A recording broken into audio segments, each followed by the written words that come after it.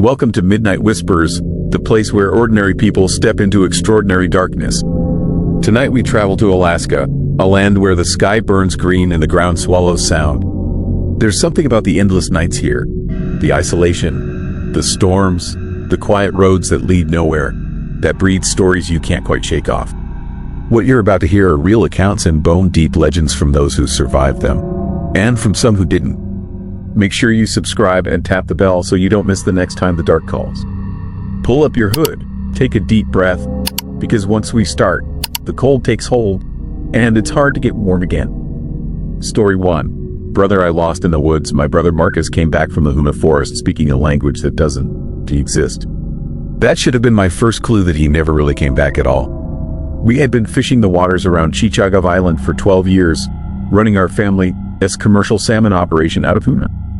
Marcus was 2 years younger than me, but he knew those waters like they were printed on the inside of his skull. Every reef, every current, every spot where the kings liked to run during their peak season. He was the better fisherman of the two of us, and we both knew it. The morning everything changed started normal enough. We loaded the nets onto our 30-foot boat and headed out before dawn, planning to work the productive waters near Point Sophia. The forecast called for calm seas and clear skies, perfect conditions for a long day on the water. What we caught that day wasn't salmon. 6 hours in, we had pulled in a decent haul. The fish holds were maybe 60% full, and Marcus was talking about making one more set before heading back to port. That is when we spotted the debris field floating maybe half a mile to our northeast. Pieces of what looked like a small plane scattered across the water like broken toys. We were legally obligated to investigate and report any aircraft accidents to the Coast Guard. But as we got closer to the wreckage, something about the scene felt wrong. The pieces were too clean, too perfectly distributed across the water. And there was no fuel slick, no emergency beacon, none of the usual signs of a fresh crash. Marcus pulled several pieces of metal debris onto our deck while I radioed the Coast Guard. The fragments were lightweight aluminum, probably from a small private aircraft. But the edges were smooth, almost polished, like they had been cut rather than torn apart by impact. And there were strange markings etched into the metal, symbols that looked almost like writing, but in no alphabet I had ever seen. The Coast Guard dispatcher told us to collect whatever we could and bring it back to Huna for investigation. A search and rescue team would be dispatched to look for survivors, though we all knew the chances were slim. Waters around Southeast Alaska are unforgiving, and hypothermia can kill you in minutes even during summer months. We spent another hour collecting debris, filling 2 plastic bins with twisted metal and fragments of what might have been instrumentation. Marcus found something that looked like part of a control panel, covered in the same strange symbols we had seen on the other pieces. He stared at it for a long time, tracing the markings with his finger like he was trying to read them. By the time we headed back to port, the weather was starting to deteriorate. Heavy clouds rolled in from the west, and the wind picked up enough to make the ride uncomfortable. But we had experienced much worse conditions, and our boat was built for rough seas. We should have made it back without any problems. The engine started misfiring about 5 miles from Huna. At first, it was just occasional stumbles, like water in the fuel line. But the problem got worse quickly, and soon we were running on maybe half power. Marcus went below to check the engine while I tried to maintain our heading toward the harbor. He emerged from the engine compartment 20 minutes later looking confused and frustrated. The engine was running fine, he said. All the systems were operating normally, but we could both hear the irregular rhythm, feel the boat lurching as power fluctuated without any apparent cause. That is when Marcus suggested we anchor in Kadashan Bay for the night and wait for morning to complete the trip. The protected anchorage would give us shelter from the building weather, and maybe whatever was wrong with the engine would resolve itself overnight. It wasn't an unusual decision. We had sheltered there dozens of times over the years, but this time felt different. As we dropped anchor in the familiar bay, surrounded by the towering spruce and hemlock forest that covered Chichagov Island, I felt a wrongness in the air that I couldn't explain. The normal sounds of the forest seemed muted, like someone had turned down the volume on the natural world. And there was a smell drifting across the water, sweet and cloying, like flowers left too long in a closed room. We ate a quiet dinner of canned chili and stale bread, listening to the weather report on our marine radio. The storm was intensifying, with small craft advisories posted for all of Southeast Alaska. We had made the right choice to wait it out in protected waters. Marcus went to bed early, claiming he was tired from working on the engine. But I could see something was bothering him. He kept glancing toward the shore, toward the dark line of trees that surrounded the bay like a living wall. And he was muttering under his breath. Words I couldn't quite make out, but that sounded wrong somehow. Foreign but familiar at the same time. I stayed up late, monitoring the radio and watching the storm build over the mountains. The rain started just after midnight, drumming against the cabin windows with increasing intensity. But underneath the natural sounds of the storm, I could swear I heard something else. Voices calling from the forest, speaking in that same strange language that Marcus had been muttering earlier. I woke up at dawn to find my brother gone. His bunk was empty, still warm, like he had just left. His rain gear was missing from the hook by the door, but the inflatable dinghy was still tied to the stern, which meant he'd taken the boat to shore. And there was no way he could have swum to the beach in the rough seas we had experienced during the night. I searched every inch of our boat, calling his name until my voice went hoarse. Nothing. No sign of where he had gone or how he had left.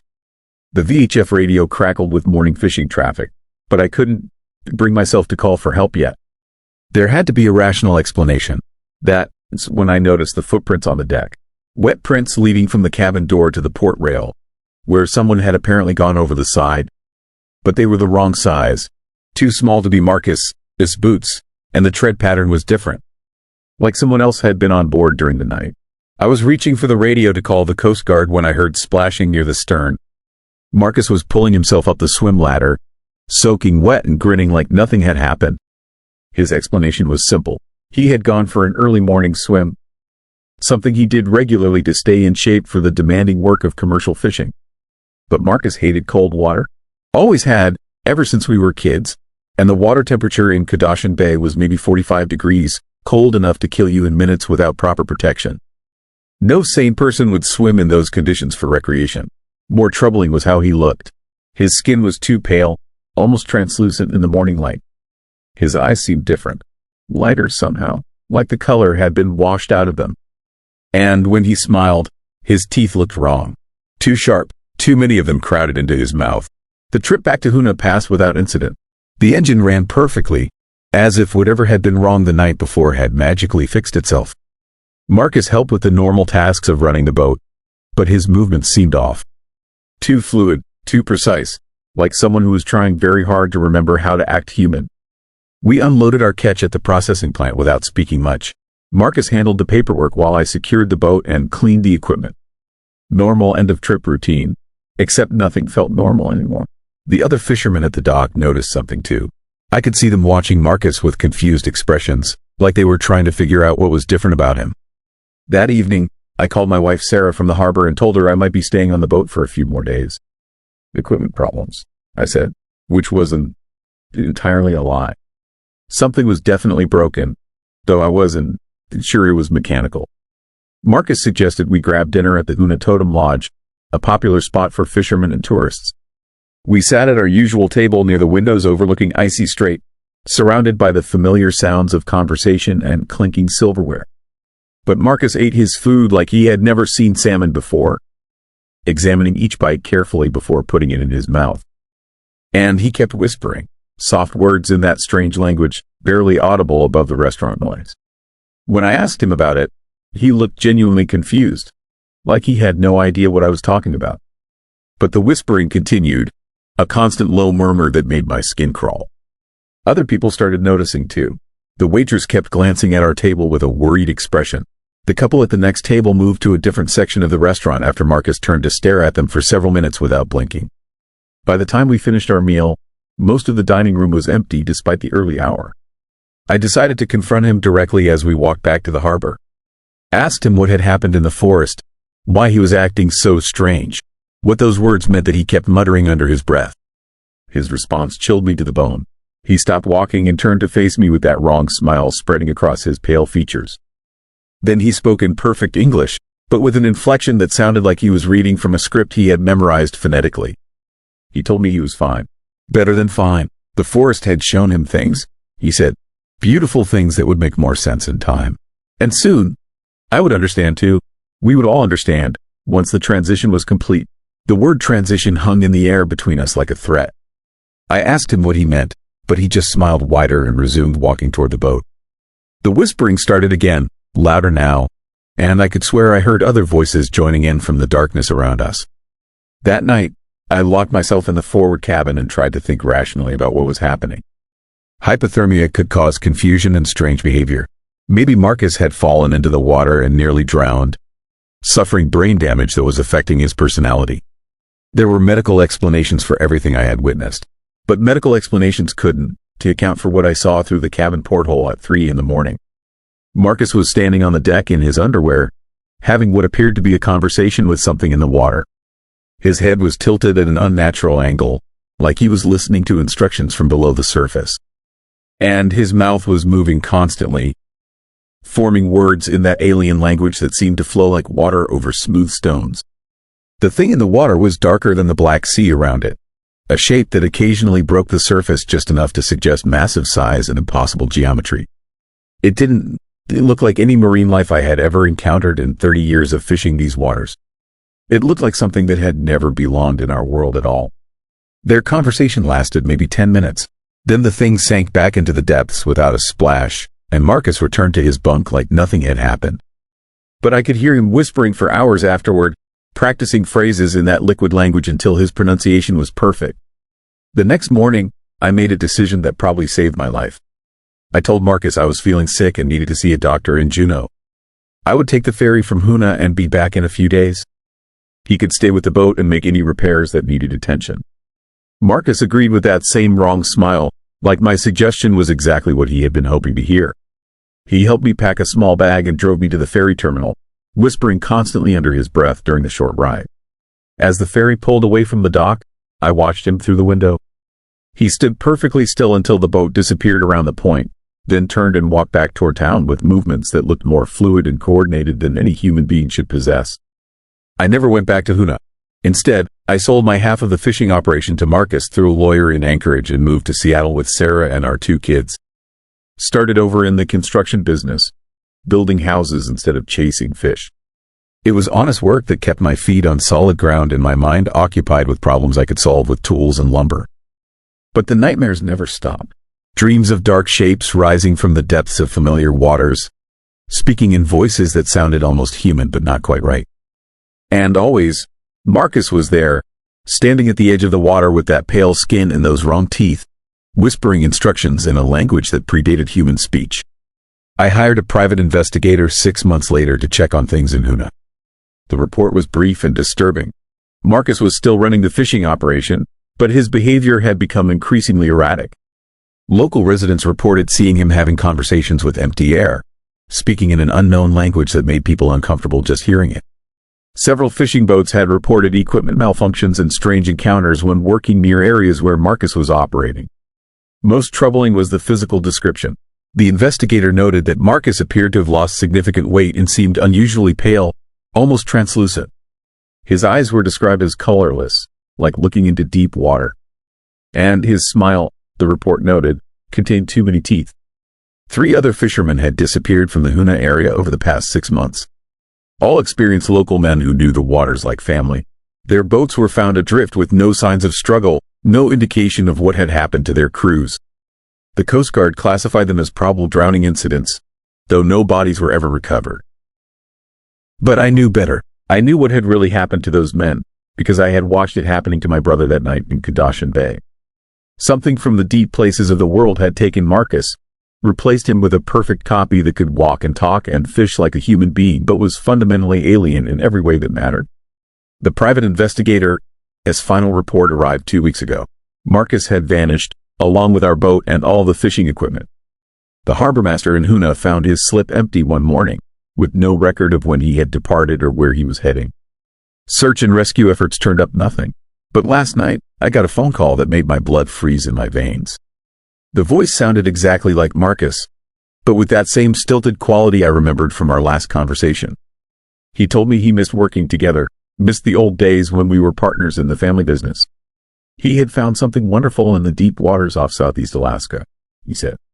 Something that wanted to meet me. The call lasted maybe 30 seconds before I hung up, but I could hear the whispering in the background, that liquid alien language being spoken by multiple voices. And underneath those sounds, something that might have been my brother screaming. I'm writing this account because I know Marcus is coming. Not the thing that replaced him, but what is left of my real brother, trapped somewhere inside that pale duplicate. The private investigator traced the call to a payphone in Bellingham, just 2 hours north of Seattle. Something that used to be human is working its way down the coast, collecting others for whatever purpose those deep-dwelling entities have in mind. Tomorrow, I am moving my family to Phoenix, desert country, as far from the ocean as we can get. But I don't think distance will matter in the end. The thing that took Marcus has patience that spans geological time, and it knows where to find everyone who has seen its work. Sometimes, late at night, I can hear whispering outside our house. Words in that flowing, alien language that sounds like water moving over stone. And when I look out the window, I sometimes see a pale figure standing under the streetlight, smiling with too many teeth. It looks exactly like my brother, but Marcus never came back from those woods in Nuna. What came back was something else entirely, something that had learned to wear his face like a mask and speak his words like a poorly rehearsed script. The real Marcus died in that forest, replaced by a perfect copy that could fool everyone except the people who knew him best. And now it is coming for me, whispering promises in a language that predates human civilization, carrying messages from things that should have stayed buried in the deepest trenches of the world as forgotten oceans. Story 2. Radioactive cabin of Amchitka Island. I never should have volunteered for the Amchitka cleanup detail. But in 1972, fresh out of the Marines and desperate for work, a government contract paying triple wages seemed like a gift from heaven. I had no idea I was walking into hell. Amchitka Island sits in the middle of nowhere in Alaska, a solution chain, a barren rock where the military detonated 3 underground nuclear bombs between 1965 and 1971. My job was simple: survey the island for radiation levels and document any structural damage from the tests. What I found instead was something that still wakes me up screaming 40 years later. The helicopter dropped me and 3 other contractors on the island, its north shore, on October 15. The pilot, his face was grim as he lifted off, promising to return in 72 hours. As his rotors faded into the distance, I felt the crushing isolation of being alone on an island where the government had literally cracked the earth with atomic fire. The Geiger counter started clicking immediately. Low levels, well within safety parameters, but the sound followed us everywhere like mechanical insects. We set up base camp near the beach and began our systematic sweep of the 20-mile-long island. Everything seemed routine until day 2, when we found the cabin. It sat in a small valley about 3 miles inland, hidden by a ridge that blocked it from aerial view. The structure was crude. Rough-hewn logs chinked with moss and mud. A corrugated metal roof weighted down with stones. But according to our maps and military records, no civilian structures existed on Amchitka. The island had been evacuated and sealed off since 1964. My partner Rodriguez approached the door first. The wood was weathered gray, but fresh scratches marked the frame around the handle. Deep gouges, as if someone had clawed frantically to get out, or to keep something from getting in. Inside, the cabin reeked of unwashed bodies and something else, a metallic smell like copper pennies mixed with ozone. A single room held a cot, a wooden table, and shelves lined with mason jars filled with murky liquid. But what stopped me cold were the journals. Dozens of notebooks covered every surface, their pages filled with cramped handwriting that grew progressively more erratic. The earliest entries were dated March 1971, 2 months after the last nuclear test. The author identified himself as Dr. Marcus Webb, a geologist who claimed to be conducting unauthorized research on the island. The first pages read like standard scientific observations, radiation measurements, soil samples, notes about unusual rock formations. But by the 4th journal, Webb's writing began to change. He described a growing fascination with what he called the light that burns from within. According to Webb's increasingly frantic notes, the nuclear explosions had done more than just test weapons. They had cracked something deep beneath the island, releasing a form of energy that defied conventional physics. He wrote about rocks that glowed without heat, water that moved uphill, and shadows that fell in directions opposite the sun. My hands shook as I read deeper into the journals. Webb described strange dreams where he walked through caverns of living light, guided by voices that spoke in frequencies rather than words. He claimed the island was becoming something new. evolving into a form of life that existed partially in our dimension and partially somewhere else. But it was the final entries that made my blood run cold. Webb had discovered he wasn't alone on the island. Something else lived in the underground chambers created by the bomb blasts. Something that had been sleeping deep in the earth until the explosions woke it up.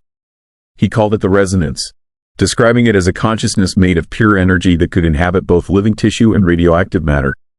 The handwriting in the last journal was barely human. Shaky lines formed words that didn't always make sense, punctuated by strange symbols I had never seen before. Webb wrote about the resonance speaking to him, teaching him secrets about the true nature of reality. He claimed it was showing him how matter and energy were just different expressions of the same cosmic force. Then I found the photographs. They were scattered throughout the final journal, black and white images that Webb had apparently taken around the island. The first few showed normal geological formations, rocky outcrops, tidal pools, patches of tundra grass. But as I flipped through them, the images became increasingly disturbing. Rock formations that seemed to pulse with inner light, tide pools where the water formed geometric patterns that hurt to look at directly. And finally, pictures of Webb himself, showing his progressive transformation over the months he spent on the island. In the early photos, he looked like a normal middle-aged scientist, bearded, wearing thick glasses, serious but healthy. But with each successive image, something changed. His skin took on a pale, almost translucent quality. Dark veins became visible beneath the surface, spreading like root systems across his face and hands. His eyes grew wider, more reflective, as if they were learning to see frequencies of light invisible to normal humans. The final photograph showed Webb standing at the entrance to what looked like a cave or tunnel. But the opening glowed with the same inner light he had described in his writings. And Webb himself was barely recognizable as human. His skin had become almost transparent, revealing a network of luminous veins that pulsed with each heartbeat.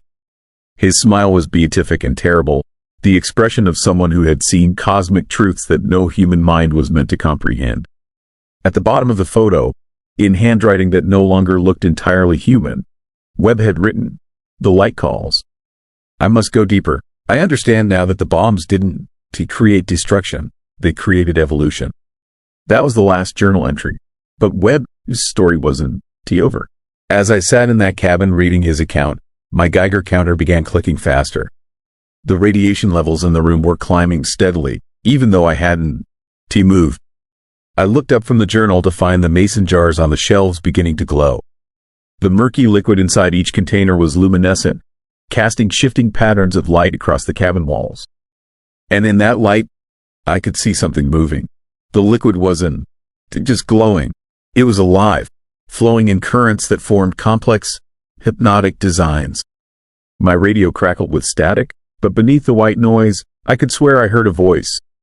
Distant and distorted, speaking in frequencies that bypassed my ears and resonated directly in my bones. It was calling my name, inviting me to come deeper into the island, to discover the secrets that Webb had found. I ran. I left the journals, abandoned my equipment, and sprinted through the Aleutian wilderness back to base camp. When my team asked what had happened, I lied. I told them I had found evidence of hazardous radiation levels and that we needed immediate evacuation. The helicopter picked us up that same afternoon. But the island wasn't done with me. For weeks after returning to the mainland, I experienced what the doctors called radiation sickness. Hair loss, nausea, fatigue, all consistent with exposure to high levels of radioactivity. But the blood tests showed something different. My cellular structure was changing in ways that medical science couldn't explain. New proteins were forming in my bloodstream, and my bone marrow was producing cells that didn't match any known human genetic patterns. More disturbing were the dreams. Every night, I found myself back on Amchitka, walking through tunnels of living light toward chambers deep beneath the island.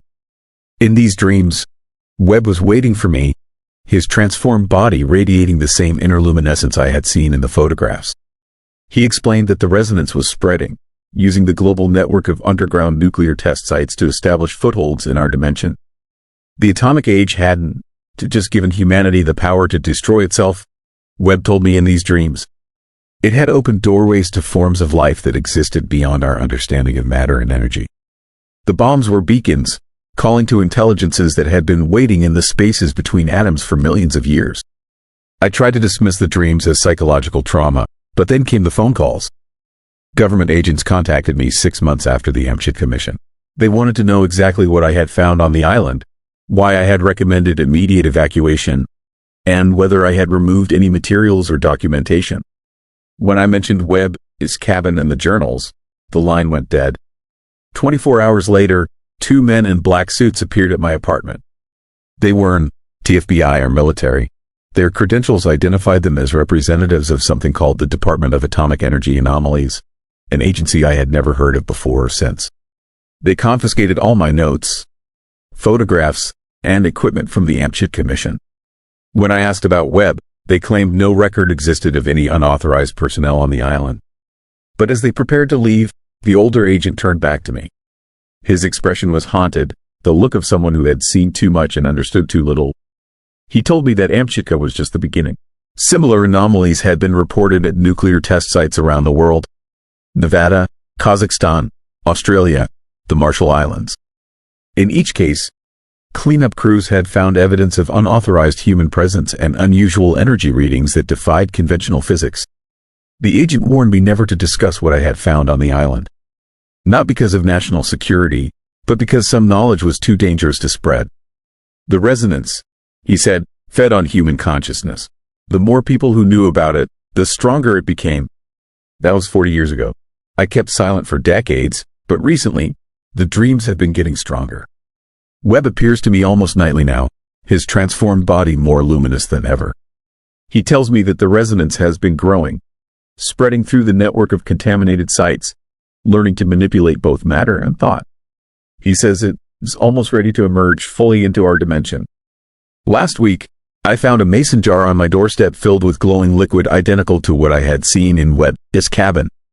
Inside the jar, microscopic forms of life swam in patterns that hurt to look at directly. And attached to the jar was a note written in handwriting I recognized. It read, "The light that burns from within seeks new hosts. You cannot run from evolution forever." Amchitka remembers. I'm telling this story now because I know my time is running out. The cellular changes that began 40 years ago are accelerating. My blood glows faintly in the dark, and I can see frequencies of light that don't exist for normal humans. The resonance is calling me home. But before I answer that call, someone needs to know the truth. The atomic age didn't just give us the power to split atoms. It opened doorways to intelligences that view humanity as raw material for transformation. Amchitka Island is still out there, still radioactive, still growing stranger with each passing year. And Webb is still waiting in those tunnels of living light, ready to welcome new visitors to his evolved paradise. Whatever you do, Don, to go looking for that cabin. Some doors should never be opened, and some lights burn too bright for human eyes to survive.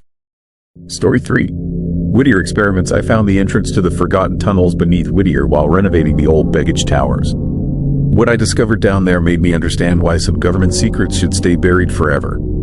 My construction company had won the contract to update the heating systems in Alaska, the strangest town. Whittier is a place where nearly everyone lives in a single 14-story building, connected by tunnels to avoid the brutal weather. But the blueprints we received showed passages that didn't match the current layout. Tunnels that seemed to lead nowhere, marked only with numbers and letters that meant nothing to us. The building superintendent, an old-timer named Frank who had lived in Whittier since the military days, warned us about the lower levels. Some areas were off limits, he said. Structural damage from the 1964 earthquake. But when I pressed him for details, his eyes went distant and he changed the subject. We were 3 weeks into the job when my partner Jake broke through a false wall in the basement. Behind it was a concrete stairway leading down into darkness, with air that felt 30 degrees colder than the rest of the building. The walls were painted institutional green, and brass plates marked each level with numbers that descended far deeper than any building foundation should go. Jake wanted to report the discovery to the city. I convinced him we should explore first, make sure there wasn't anything dangerous before bringing in officials who might shut down our work for months. It was a decision that still haunts me every night. The first level below seemed normal enough. Empty rooms with government-issued furniture covered in dust sheets. Filing cabinets that had been cleaned out decades ago. Fluorescent lights that somehow still worked when we found the electrical panel. Everything had the sterile feeling of a military installation, which made sense given Whittier His history as a Cold War outpost. But as we descended deeper, the atmosphere changed. The temperature dropped noticeably with each level, until our breath formed clouds in the stale air. And there were sounds, mechanical humming from behind sealed doors, the distant echo of footsteps that stopped whenever we paused to listen. On the 4th level down, we found the first laboratory. The room was maybe 20 feet square, with white tiles on the walls and drain grates built into the sloped floor. Medical equipment from the 1960s sat under plastic covers, looking like it had been abandoned mid-experiment. Heart monitors, IV stands, and devices I couldn't identify, but that gave me an uneasy feeling just looking at them. But what caught my attention were the speakers. Dozens of them, mounted at different heights around the room, all aimed at a single chair in the center. Heavy leather straps hung from the chair's arms and legs, and dark stains covered the padding where someone's head would have rested. Jake found the control booth behind a one-way mirror. Banks of tape recorders and mixing equipment, some still plugged in and showing power lights. He hit a random play button before I could stop him. The voice that filled the laboratory was human, but wrong. It spoke English words, but the rhythm was off, like someone reading phonetically from a foreign language. The message repeated over and over, getting louder with each cycle, until the sound became physically painful to hear. I yanked the power cord from the wall, plunging the room into blessed silence. But the echo of that distorted voice seemed to linger in the air around us, and I noticed that the temperature had dropped another 10 degrees while the recording played. We should have left then. Should have sealed up the entrance and pretended we never found anything. But the contractor in me was fascinated by the engineering of the place. Someone had spent serious money building this facility, carving rooms out of solid rock and installing systems that were still functional after 60 years of abandonment. The 5th level contained living quarters, small cells with metal bunks and no windows, each door equipped with heavy locks that could only be opened from the outside. The mattresses were long gone, but personal belongings remained scattered on the floors. Photographs of families, letters written in different languages, books in what looked like Russian and German. But some of the cells contained things that made my skin crawl. Scratch marks gouged deep into the concrete walls, dark stains that could have been blood or something worse. And in one room, words carved into the stone with desperate precision. The same phrase repeated hundreds of times in shaky letters that grew smaller and more frantic toward the end. They are changing us. They are changing us. They are changing us. Jake was taking pictures with his phone when the lights went out.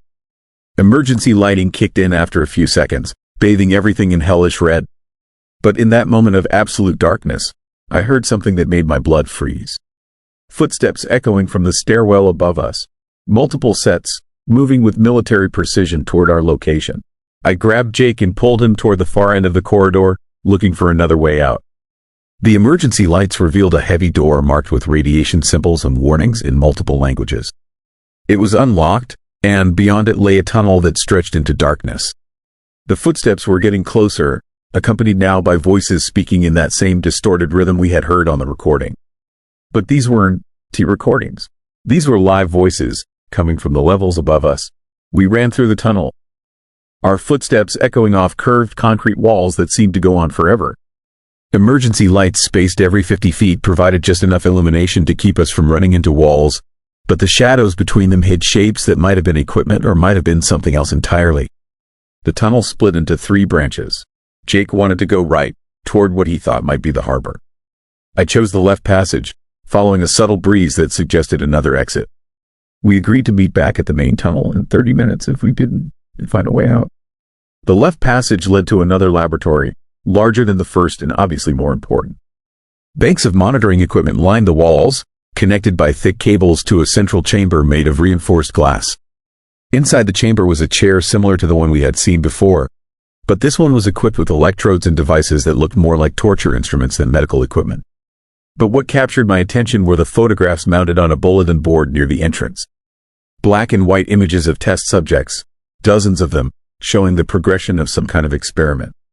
The early photos showed normal-looking people, mostly young men and women with military bearing. But as the sequence continued, their faces began to change in subtle ways. Their eyes became larger, more reflective. Their skin took on a pale, translucent quality, and their expressions grew increasingly vacant, like the personality behind those features was slowly being erased and replaced with something else. The final photographs were the worst. The subjects looked human from a distance, but the details were all wrong. Too many teeth crowded into mouths that smiled constantly, eyes that reflected light like an animal, and skin so pale it was almost transparent, showing the network of veins and organs beneath. At the bottom of the bulletin board was a single typed report, stamped with official seals and classification markings. Project Deep Freeze, it was titled. Psychological Conditioning Experiments Designed to Create Optimal Human Resources for Arctic Deployment. The report described techniques for breaking down individual personality through sensory deprivation, extreme cold, and repeated exposure to subliminal audio messages. The goal was to create soldiers who could function in isolation for extended periods without suffering mental breakdown. But the later pages suggested the experiments had gone far beyond their original scope. Test subjects were being conditioned for something called Phase 2 integration. The report mentioned enhanced cold tolerance, improved night vision, and increased resistance to psychological stress. But the clinical language couldn't hide what was really happening. They were trying to turn people into something that wasn't entirely human anymore. I was photographing the report with my phone when I heard Jake screaming. His voice echoed through the tunnel system, growing more desperate with each cry for help. But there was something wrong with the sound. It was too distorted, too similar to the recordings we had heard earlier. Like his voice was being processed through the same equipment that had created those inhuman messages. I ran back toward the main tunnel, following the sound of his screams. But the passages seemed different now, longer and more confusing than when we had first entered. The emergency lights were flickering randomly, creating a strobe effect that made it impossible to judge distances or directions accurately. When I finally found the central junction, Jake was gone. His flashlight lay on the concrete floor, still turned on but cracked like it had been dropped from a great height. Dark stains led from the light toward the right-hand passage, the one he had chosen to explore. I followed the trail deeper into the tunnel system, past laboratories and holding cells and rooms filled with equipment I couldn't identify. The stains grew larger and more frequent as I descended, and the temperature continued to drop until I could see ice crystals forming on the walls. The trail ended at a massive door marked with symbols that hurt to look at directly. The metal was covered in frost despite the presence of heating vents nearby, and the handle was so cold it burned my skin when I tried to turn it.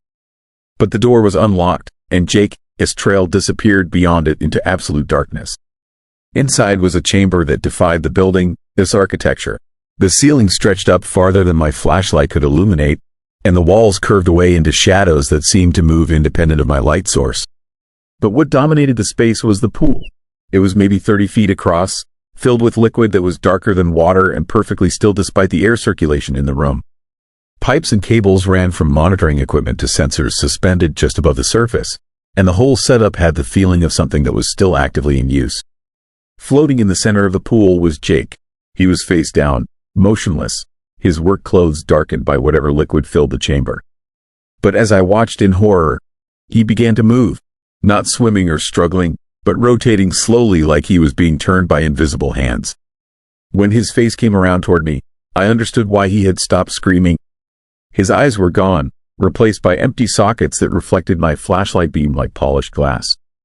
His mouth hung open in a permanent expression of surprise, revealing teeth that had grown into sharp, predatory points. And his skin had taken on that same translucent quality I had seen in the photographs upstairs. Jake was still alive, but he wasn't Jake anymore. The thing that had been my partner began to move toward the edge of the pool, its limbs working with fluid precision that no human being should possess. Dark liquid streamed from its mouth as it pulled itself onto the concrete platform where I was standing. I ran for the door, not caring about the noise I was making or the equipment I left behind. Behind me, I could hear wet footsteps and a sound like breathing, but wrong somehow. Like lungs that had been redesigned for different atmospheric conditions. The tunnel system had changed again. Passages that had been straight now curved in impossible directions, and doors that had been locked were standing open to reveal rooms I hadn't seen before. But somehow, I found my way back to the stairwell and climbed toward the surface, taking the steps 3 at a time while something followed me from the depths below. I emerged into the basement of Baggage Towers just as the sun was rising over Prince William Sound. The normal world felt surreal after what I had experienced in the tunnels. People going about their morning routines, unaware of what lay beneath their feet. I sealed the entrance with concrete and rebar, telling Frank it was structural reinforcement required by the building code. He didn't ask questions, but I caught him staring at the fresh concrete with an expression that suggested he knew exactly what I had found down there. The official report listed Jake as missing, presumed to have fallen through thin ice while fishing alone. I didn't. To correct the story, no one would have believed the truth, and some secrets are too dangerous to reveal. But sometimes, late at night when the building settles and the heating system cycles, I can hear sounds coming from below. Footsteps in sealed tunnels, the hum of equipment that should have been abandoned decades ago, and voices calling my name in that same distorted rhythm I heard on those ancient recordings. The experiments in Whittier didn't end with the Cold War. They just went deeper underground, literally and figuratively. And whatever they were trying to create down there, I think they finally succeeded. Jake calls me sometimes. The voice sounds exactly right, familiar and concerned. He asks when I am coming back to finish the job, says he has been waiting for me in the tunnels below the town where everyone lives in one building and nobody asks questions about the sounds that come from the basement at night. I moved to Arizona last month. Desert country, as far from the ice and cold as I could get. But distance doesn't matter when the thing that is calling you isn't bound by normal geography. It has patience that spans decades and resources that most people can imagine. The phone is ringing again now. The caller ID shows Jake's name, but I know it's not really him. It's something that learned to use his voice, practiced until it could fool anyone who hadn't seen what I saw in that pool beneath Whittier. But I'm not going to answer, because I know what it wants, and I know what happens to people who go back to finish jobs that should never have been started in the first place. Story 4 to 1975 Fairbanks University Library fire. The shushing sound came from the burned section again, that distinctive whisper every college student recognizes. But the folklore wing of the Elmer E. Rasmussen Library had been gutted by fire 30 years ago, and nobody worked there anymore. I was pulling an all-nighter in October 2005, cramming for my graduate thesis defense on Alaskan mining history. The University of Alaska Fairbanks Library stayed open 24 hours during finals week, and I had claimed a corner table on the third floor where I could spread out my research without disturbing anyone. That was where I first heard her. The fire had happened in December 1975, just before Christmas break. Official reports blamed faulty electrical wiring in the folklore section, but rumors persisted that someone had deliberately set the blaze. 3 floors of irreplaceable documents burned that night. Native oral histories transcribed by early anthropologists, gold rush diaries, territorial government records, and most tragically, the largest collection of indigenous Alaskan legends outside of the Smithsonian. What made the fire suspicious was its surgical precision. The flames consumed only the folklore materials, leaving adjacent sections untouched. Chemistry texts and geology journals sat undamaged mere feet from shelves that had been reduced to ash and twisted metal. Investigators never explained how fire could be so selective. Mrs. Helena Morrison had been the folklore librarian for 28 years when the fire started. Security footage showed her working late that December night, cataloging a recent donation of Athabascan storytelling recordings. She was found the next morning in the ruins of her section, clutching a bundle of manuscripts she had died trying to save. Students started reporting strange encounters within months of the library reopening. Whispered shushing sounds from the rebuilt folklore wing. Books being reshelved in perfect order overnight. And most unsettling, a tall woman in an old-fashioned cardigan who appeared in the stacks when students researched topics related to Alaska folklore. I had dismissed these stories as typical college ghost tales until I experienced Helena Morrison myself. It was just past 2 in the morning when I heard the first shush. I looked up from my notes about the Klondike Gold Rush, expecting to see a night custodian or fellow student. The third floor was empty except for me and the soft hum of fluorescent lights. The sound came again, more insistent this time. It originated from the folklore section, where dark windows marked the boundary between the restored library and the wing that had never been fully rebuilt. University budget cuts had left that section a shell of empty shelves and water-stained walls. I tried to return to my research, but concentration was impossible. The shushing continued at irregular intervals, sometimes soft and almost motherly, sometimes sharp with disapproval. It sounded exactly like Helena Morrison was still at her post, maintaining order among her beloved collection. My curiosity finally overcame caution. I gathered my notebooks and walked toward the folklore wing, following the sound through darkened stacks that smelled of old paper and something else, the lingering scent of smoke that should have faded decades ago. The boundary between the functioning library and the burned section was marked by a chain-link fence that had been installed after the fire. But the gate stood open, its padlock hanging loose despite my certainty that it had been secured when I arrived that evening. Beyond the fence, emergency lighting cast harsh shadows across empty metal shelving units. Water damage from firefighting efforts had stained the walls with abstract patterns that looked almost like writing in the dim light. And standing between two rows of bare shelves was the woman I had read about in 30 years of student newspaper accounts. Helena Morrison appeared exactly as she had in 1975, a tall, thin woman in her 60s wearing a gray cardigan and wire-rimmed glasses. Her silver hair was pulled back in a neat bun, and she carried herself with the precise dignity of someone who had spent her career maintaining sacred silence. But her eyes held a desperate intensity that made my skin crawl. She gestured for me to approach, one finger pressed to her lips in the Universal Library sign for quiet. When I hesitated, she pointed urgently toward a section of empty shelving, then back at the notebooks in my hands. She wanted something from me, but I couldn't. Do you understand what? I stepped through the gate into the burned section, my footsteps echoing despite my efforts to move quietly. Up close, Helena Morrison looked less solid, as if she was composed of shadows and memory rather than flesh and blood. But her presence felt absolutely real, a librarian, its authority that demanded respect even in death. She led me deeper into the destroyed wing, past rows of empty shelves toward what had once been her office. The room was a ruin of melted metal and charred wood, but Morrison moved through it with the confidence of someone who knew exactly where everything belonged. At what remained of her desk, she stopped and pointed downward. The desktop had been destroyed, but I could see that the floor beneath showed signs of recent disturbance. Someone had been digging in the ruins. Morrison, its ghostly form flickered with agitation as she pointed repeatedly at the disturbed area. Then she pressed both hands to her chest and shook her head violently, her mouth open in what might have been a scream I couldn't hear. I understood. She was trying to tell me that something had been taken from this spot. Something important enough to die protecting. But what could be valuable enough to steal from a burned library? The answer came when I started researching the fire itself instead of just the ghost stories. Hidden in university administrative records, I found correspondence between Helena Morrison and several federal agencies in the months before the fire. The FBI, the Bureau of Indian Affairs, and something called the Department of Cultural Resources had all been pressuring the university to transfer certain folklore materials to government custody. The materials in question were recordings and transcripts of native Alaskan stories that dealt with what Morrison's letters described as sensitive historical events.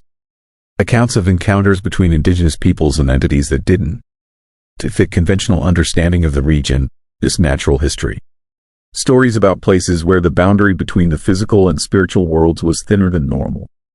Morrison had refused to surrender the materials, citing academic freedom and the university's obligation to preserve cultural heritage. Her final letter to the FBI, dated just 2 weeks before the fire, was defiant. She would rather see the collection destroyed than allow it to disappear into government vaults where scholars would never access it again. But Morrison hadn't destroyed the collection. Someone else had, and they had taken specific items from the ruins while leaving everything else to burn. Armed with this knowledge, I returned to the library the following night. Helena Morrison was waiting for me in the folklore section, standing beside the same disturbed area of floor. This time, she didn't just point at the spot. She knelt and began making digging motions with her hands. I understood. She wanted me to excavate whatever remained hidden beneath the debris. Using a flashlight from my backpack, I carefully moved aside chunks of burned wood and twisted metal. About 2 feet down, my fingers touched something that didn't belong in fire debris. Smooth leather, soft and pliable despite being buried for 30 years. I pulled up a leather satchel, its surface scorched but intact. Inside were items that explained everything. Audio cassettes, handwritten transcripts, and photographs documenting phenomena that the government had wanted to suppress. The recordings were extraordinary. Native elders describing encounters with beings that lived in the spaces between dimensions. Stories about locations throughout Alaska where reality operated according to different rules. Accounts of rituals that could open doorways to realms that existed alongside our own but remained normally invisible. Most disturbing were the photographs. Black and white images taken at various Alaskan locations showing anomalies that shouldn't exist. Shadows that fell upward. Trees that cast reflections but had no physical presence. And in several images, human figures that appeared to be existing in multiple dimensions simultaneously. Helena Morrison had died protecting evidence that Alaska was far stranger than official history acknowledged. The federal agencies wanted to study these materials. They wanted to bury them, ensuring that certain truths about the territory never reached public knowledge. But Morrison had outsmarted them all. She had hidden the most important documents where only someone with genuine academic interest would find them, then returned from death to guide the right person to their location. As I examined the satchel's contents, Helena Morrison's ghostly form grew more solid, more present. For the first time since I had encountered her, she looked peaceful. She nodded approvingly as I handled each document, her expression filled with the satisfaction of a librarian whose collection was finally receiving proper attention. Then she did something that changed everything. Morrison walked to a section of empty shelving and began pointing at specific locations where books had once stood. As she indicated each spot, words appeared in the air, titles of works that had been lost in the fire. But these weren't just bibliographic references. They were instructions, telling me where to find the surviving copies of texts the government thought had been destroyed. The University of Alaska system was vast, with branches and storage facilities throughout the state. Morrison had spent years before her death creating a distributed backup system, secretly copying the most sensitive materials and hiding them in archives scattered from Anchorage to Barrow. She had turned her entire career into an elaborate insurance policy, ensuring that if the government came for her collection, the knowledge would survive. Over the following weeks, I followed Morrison's ghostly directions to discover caches of folklore materials hidden throughout Alaska's academic institutions. Each location contained pieces of a larger puzzle about the territory, its true history, accounts of phenomena that suggested Alaska was a nexus where multiple realities intersected. The pattern became clear as I assembled the scattered materials. Alaska, its indigenous peoples had always understood that their land was special, a place where the barriers between worlds were naturally thin. The territory's isolation and extreme conditions created pockets of space-time where normal physical laws didn't fully apply. Government agencies had spent decades suppressing this knowledge, not because they disbelieved it, but because they understood its implications. Alaska wasn't just America's largest state. It was a doorway to realms that existed beyond conventional reality. Helena Morrison had died trying to preserve humanity, mapped to those doorways. But she hadn't died in vain. Her ghost continued working in the library, guiding researchers to the truth she had protected. Every student who reported encounters with the librarian ghost was being recruited into an invisible network of scholars dedicated to completing Morrison's work. The fire in 1975 hadn't destroyed Alaska's folklore collection. It had dispersed it, creating a conspiracy of librarians and researchers who carried forward the mission Helena Morrison had died to defend. I became part of that conspiracy, following ghostly instructions to recover materials that revealed Alaska's role as a bridge between dimensions. And every night, Helena Morrison returned to her burned section of the library, cataloging discoveries that would never appear in official records. The University of Alaska Fairbanks Library remains open 24 hours during finals week. Students still report hearing shushing sounds from the folklore section, still encounter a tall woman in a gray cardigan who guides them to materials they didn't know they needed. But now I understand the truth. Helena Morrison isn't haunting the library. She is still working there, maintaining a collection that exists across multiple dimensions of reality. The fire never ended. It just moved to a different plane of existence, where the most dangerous knowledge burns eternal, tended by a librarian who refuses to let truth be buried. If you ever studying late at the Rasmussen Library and you hear that distinctive shush from the folklore section, don't be afraid. Helena Morrison is still at her post, ready to help serious researchers find exactly what they're looking for. Even if they don't they're looking for it yet. The question is, are you ready for what she might show you about Alaska's true nature? Some knowledge comes with a price, and Helena Morrison paid it with her life. But the collection she died protecting is still growing, still revealing secrets about a land where reality operates according to rules that would terrify anyone who truly understood them. The folklore section may look empty to casual observers, but Helena Morrison knows better. Her library exists in the spaces between what people can see and what actually is. And she is always accepting new acquisitions. The dark feels closer now, doesn't it? If you're still with me, hit subscribe and tap the bell. It's how we keep our small fire burning. Tell us in the comments where you're listening from. Alaska's shadows reach far. Story 5. Cursed gold nugget of Hatcher Pass. The nugget started whispering to me on the drive back to Anchorage. Its voice like wind through dead leaves, promising everything I had ever wanted. I should have thrown it out the window right then, but greed makes you stupid, and I had never seen anything like it. I found the journal first, tucked inside a rotting leather satchel beneath a collapsed mine shaft in Hatcher Pass. The pages were water-stained but readable, filled with the cramped handwriting of a man slowly losing his mind. His name was Theodore Blackwood, and according to the dates, he had been prospecting in the Talkeetna Mountains during the brutal winter of 1962. The journal started normal enough, daily entries about weather conditions, promising ore samples, equipment problems. Standard stuff for a solo prospector working the remote claims north of Palmer. But by the third week, something changed in Blackwood.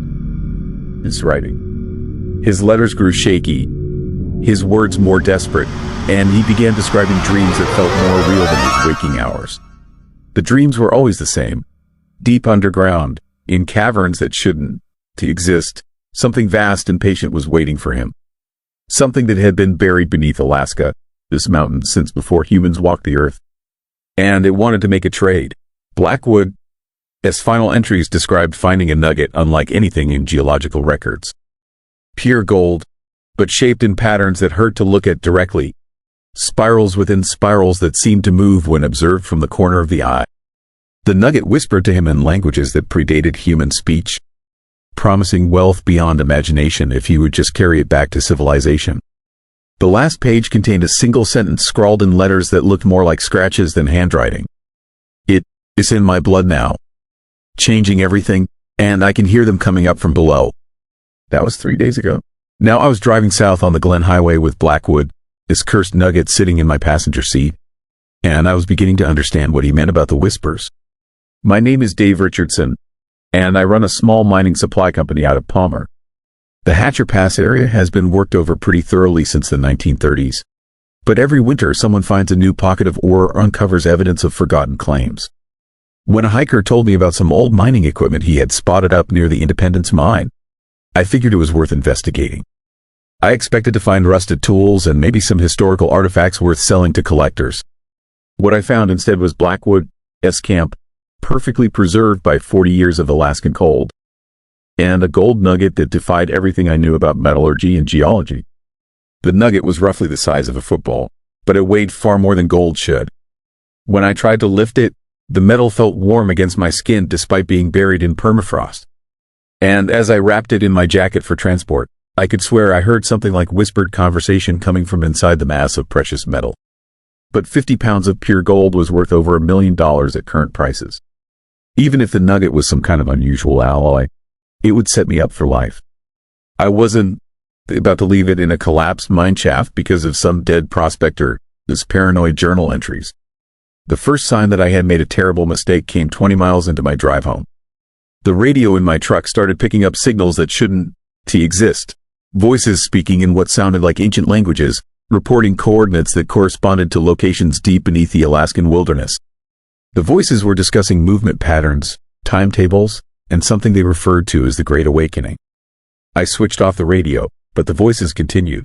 They were coming from the nugget itself, a constant murmur of conversation in tongues that made my teeth ache when I tried to focus on the words. By mile marker 40, the nugget had grown noticeably warmer.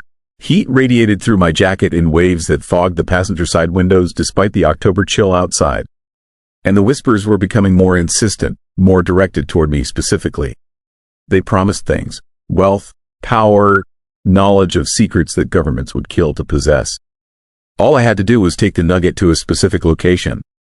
Coordinates that appeared unbidden in my mind like GPS directions downloaded directly into my brain. The location was in downtown Anchorage, in the basement of the old federal building on 4th Avenue. According to the whispers, others were waiting there, people who had carried similar artifacts out of Alaska, these remote places over the past century. We were all part of something larger, a gathering that had been planned since before recorded history. I tried to resist, but the whispers were relentless. They showed me visions of what my life could become if I cooperated. Millions of dollars, political influence, access to technologies that existed nowhere else on Earth. All I had to do was deliver the nugget to its intended destination.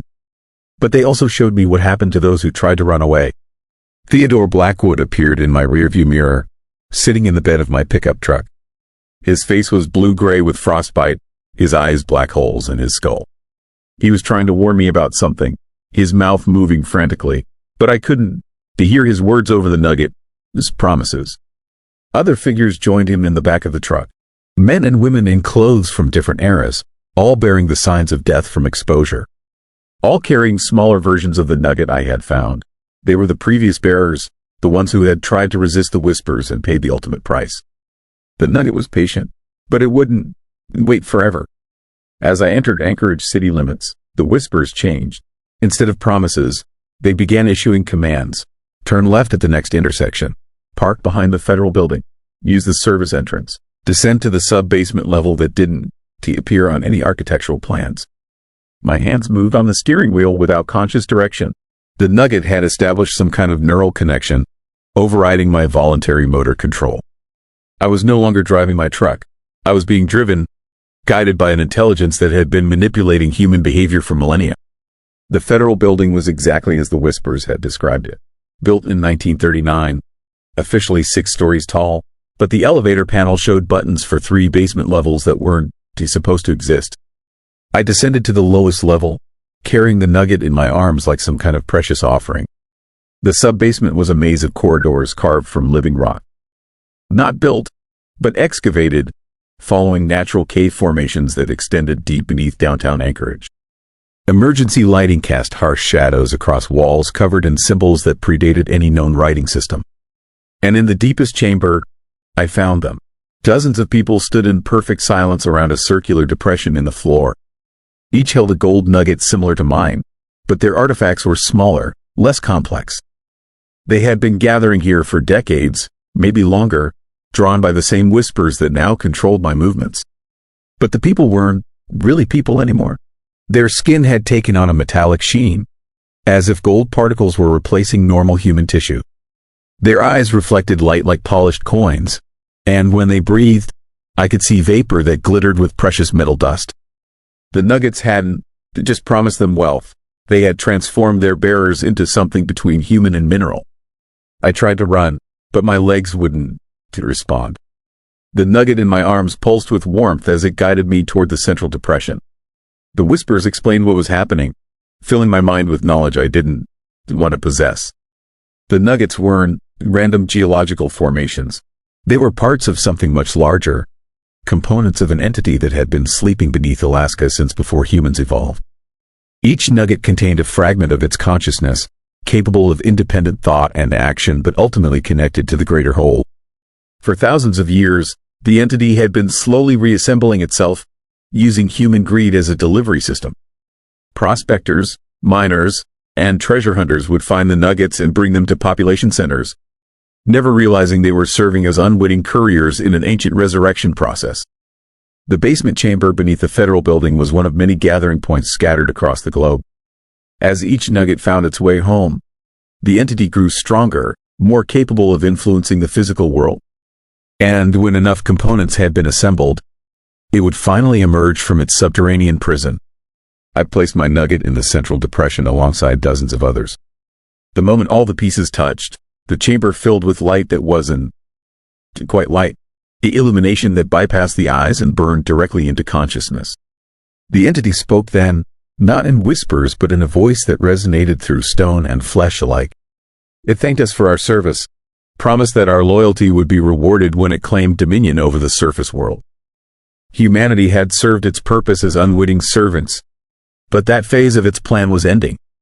The transformation began immediately. Gold particles flowed through my bloodstream, replacing red blood cells with something far more precious and infinitely more alien.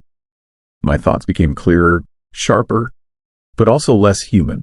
I could feel the entity, its consciousness merging with mine, showing me visions of the world as it would become once the awakening was complete. But I retained enough of myself to understand the truth. We hadn't found treasure. We had been recruited by something that viewed humanity as raw material for its own resurrection. The gold rush mentality that had driven Alaska's development was just another form of infection, spreading the entity influence across the continent one nugget at a time. Theodore Blackwood had tried to resist and died alone in the wilderness. The others in the chamber had embraced the transformation, becoming willing hosts for an intelligence that had waited millions of years for this moment. And I was somewhere in between, aware enough to understand what was happening but too infected to stop it. The entity is almost complete now. Every major city in North America has its own gathering chamber, its own collection of transformed humans waiting for the final awakening. The nuggets we thought were natural gold formations were actually seeds, planted in accessible locations where human greed would ensure their discovery and transport. Alaska was never about oil or fishing or natural resources. It was about position, about establishing a foothold in a continent rich with the kind of consciousness the entity needed to sustain itself.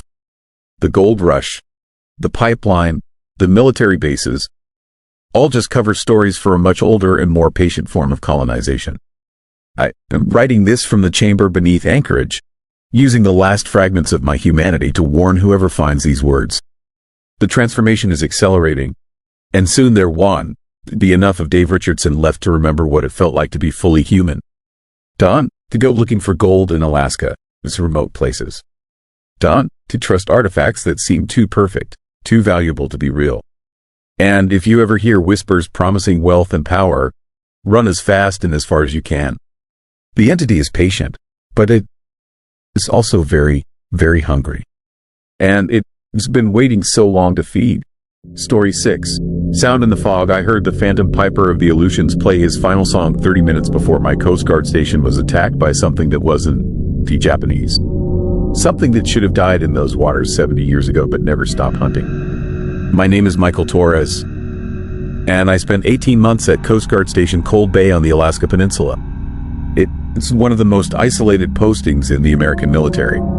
A place where the weather can kill you and the nearest civilization is hundreds of miles away across some of the roughest water on Earth. But I volunteered for the assignment because I needed the solitude after what happened in Afghanistan. I thought the emptiness would help me heal. I should have known better than to look for peace in a place where so many others had died violently. The stories about the Phantom Piper started during my first week at Cold Bay. Chief Petty Officer Rodriguez, a 20-year veteran who had served at stations throughout Alaska, told me about the reports that went back to World War II. Soldiers stationed in the Aleutian chain during the war against Japan had reported hearing bagpipe music drifting through the fog before enemy attacks. The sound was so consistent that some units used it as an early warning system. But Rodriguez told me something that wasn't in the official records. The music didn't just predict Japanese attacks. It seemed to predict death itself, regardless of the cause. Plane crashes, accidents, sudden illness, equipment failures that turned fatal. Whenever the pipes played in the fog, someone at the station would be dead within hours. I thought it was typical military superstition until I heard the music myself. My first encounter happened during a routine patrol flight along the outer islands. I was serving as observer in a Coast Guard helicopter, searching for signs of a missing fishing vessel that had sent out a distress call 3 days earlier. The fog was thick that morning, reducing visibility to maybe 50 yards in any direction. We were flying essentially blind, relying on instruments and GPS to navigate between the volcanic peaks that jutted out of the Pacific like broken teeth. That's when the pilot, Lieutenant Sarah Kim, started acting strange.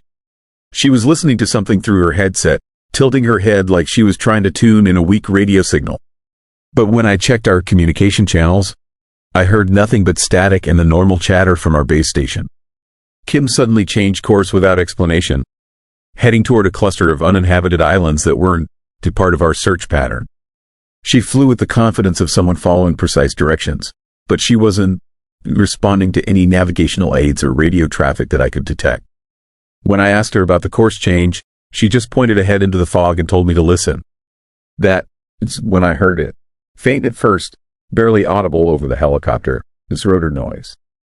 The unmistakable sound of bagpipes playing a slow, mournful tune that seemed to come from every direction at once.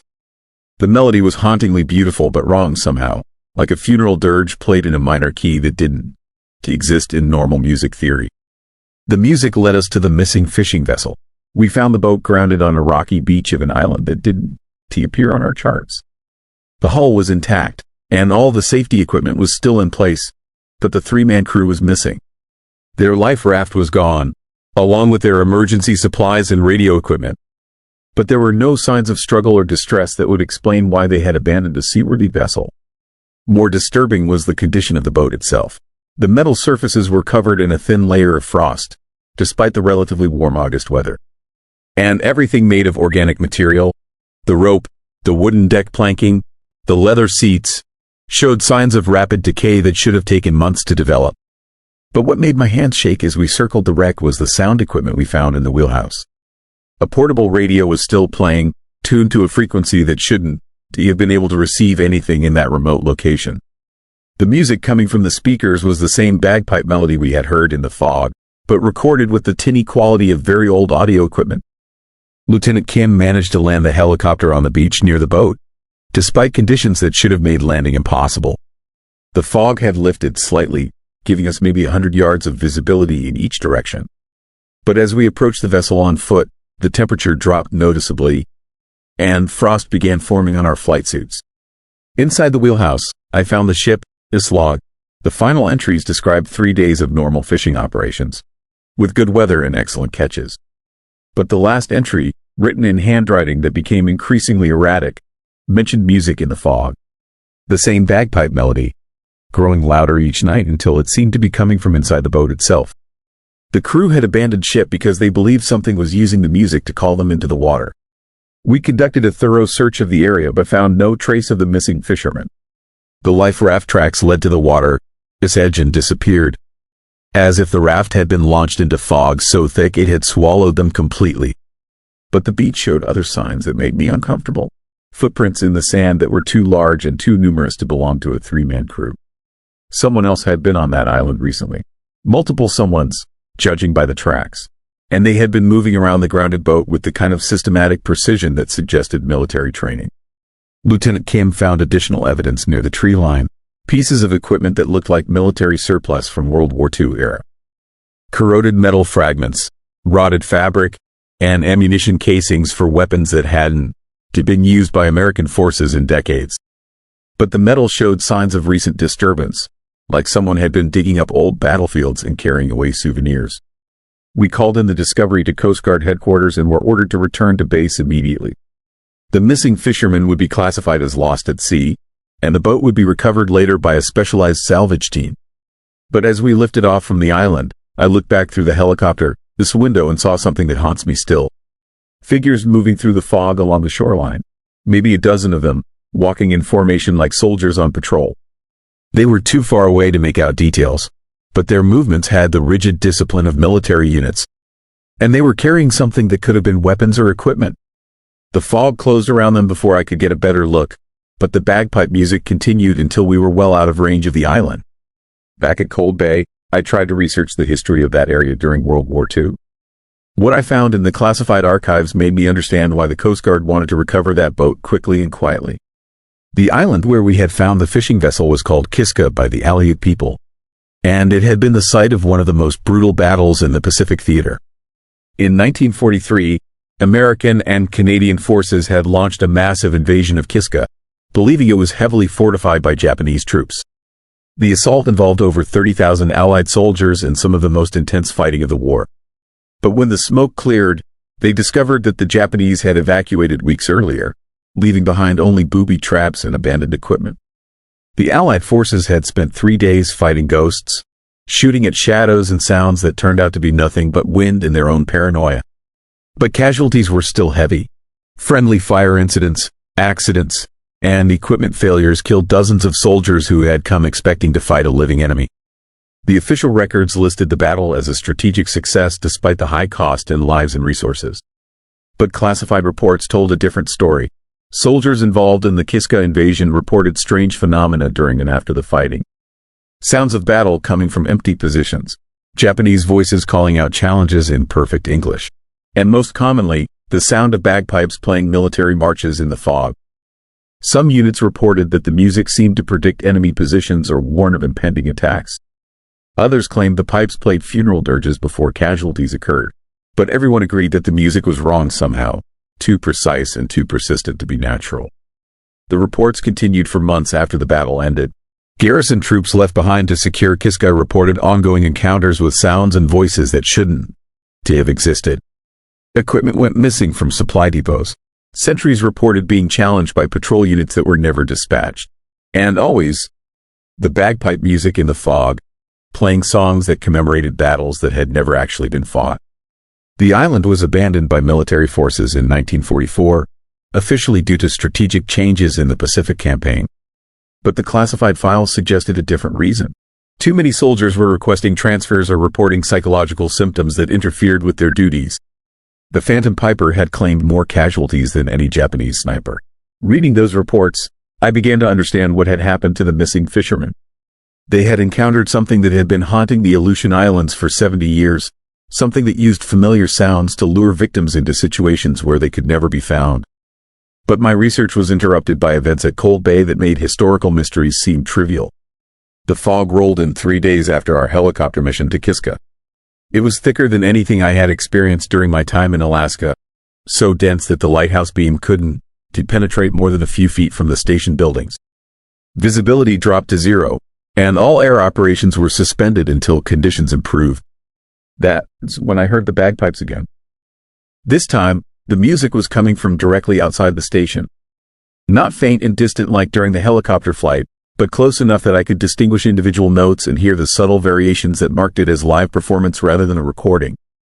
Someone was playing bagpipes in the fog, circling our position with military precision. I woke Chief Rodriguez and reported what I was hearing. His response was immediate and decisive. All personnel were to remain inside the main building until further notice. No one was to investigate the music or attempt visual contact with whoever might be playing it.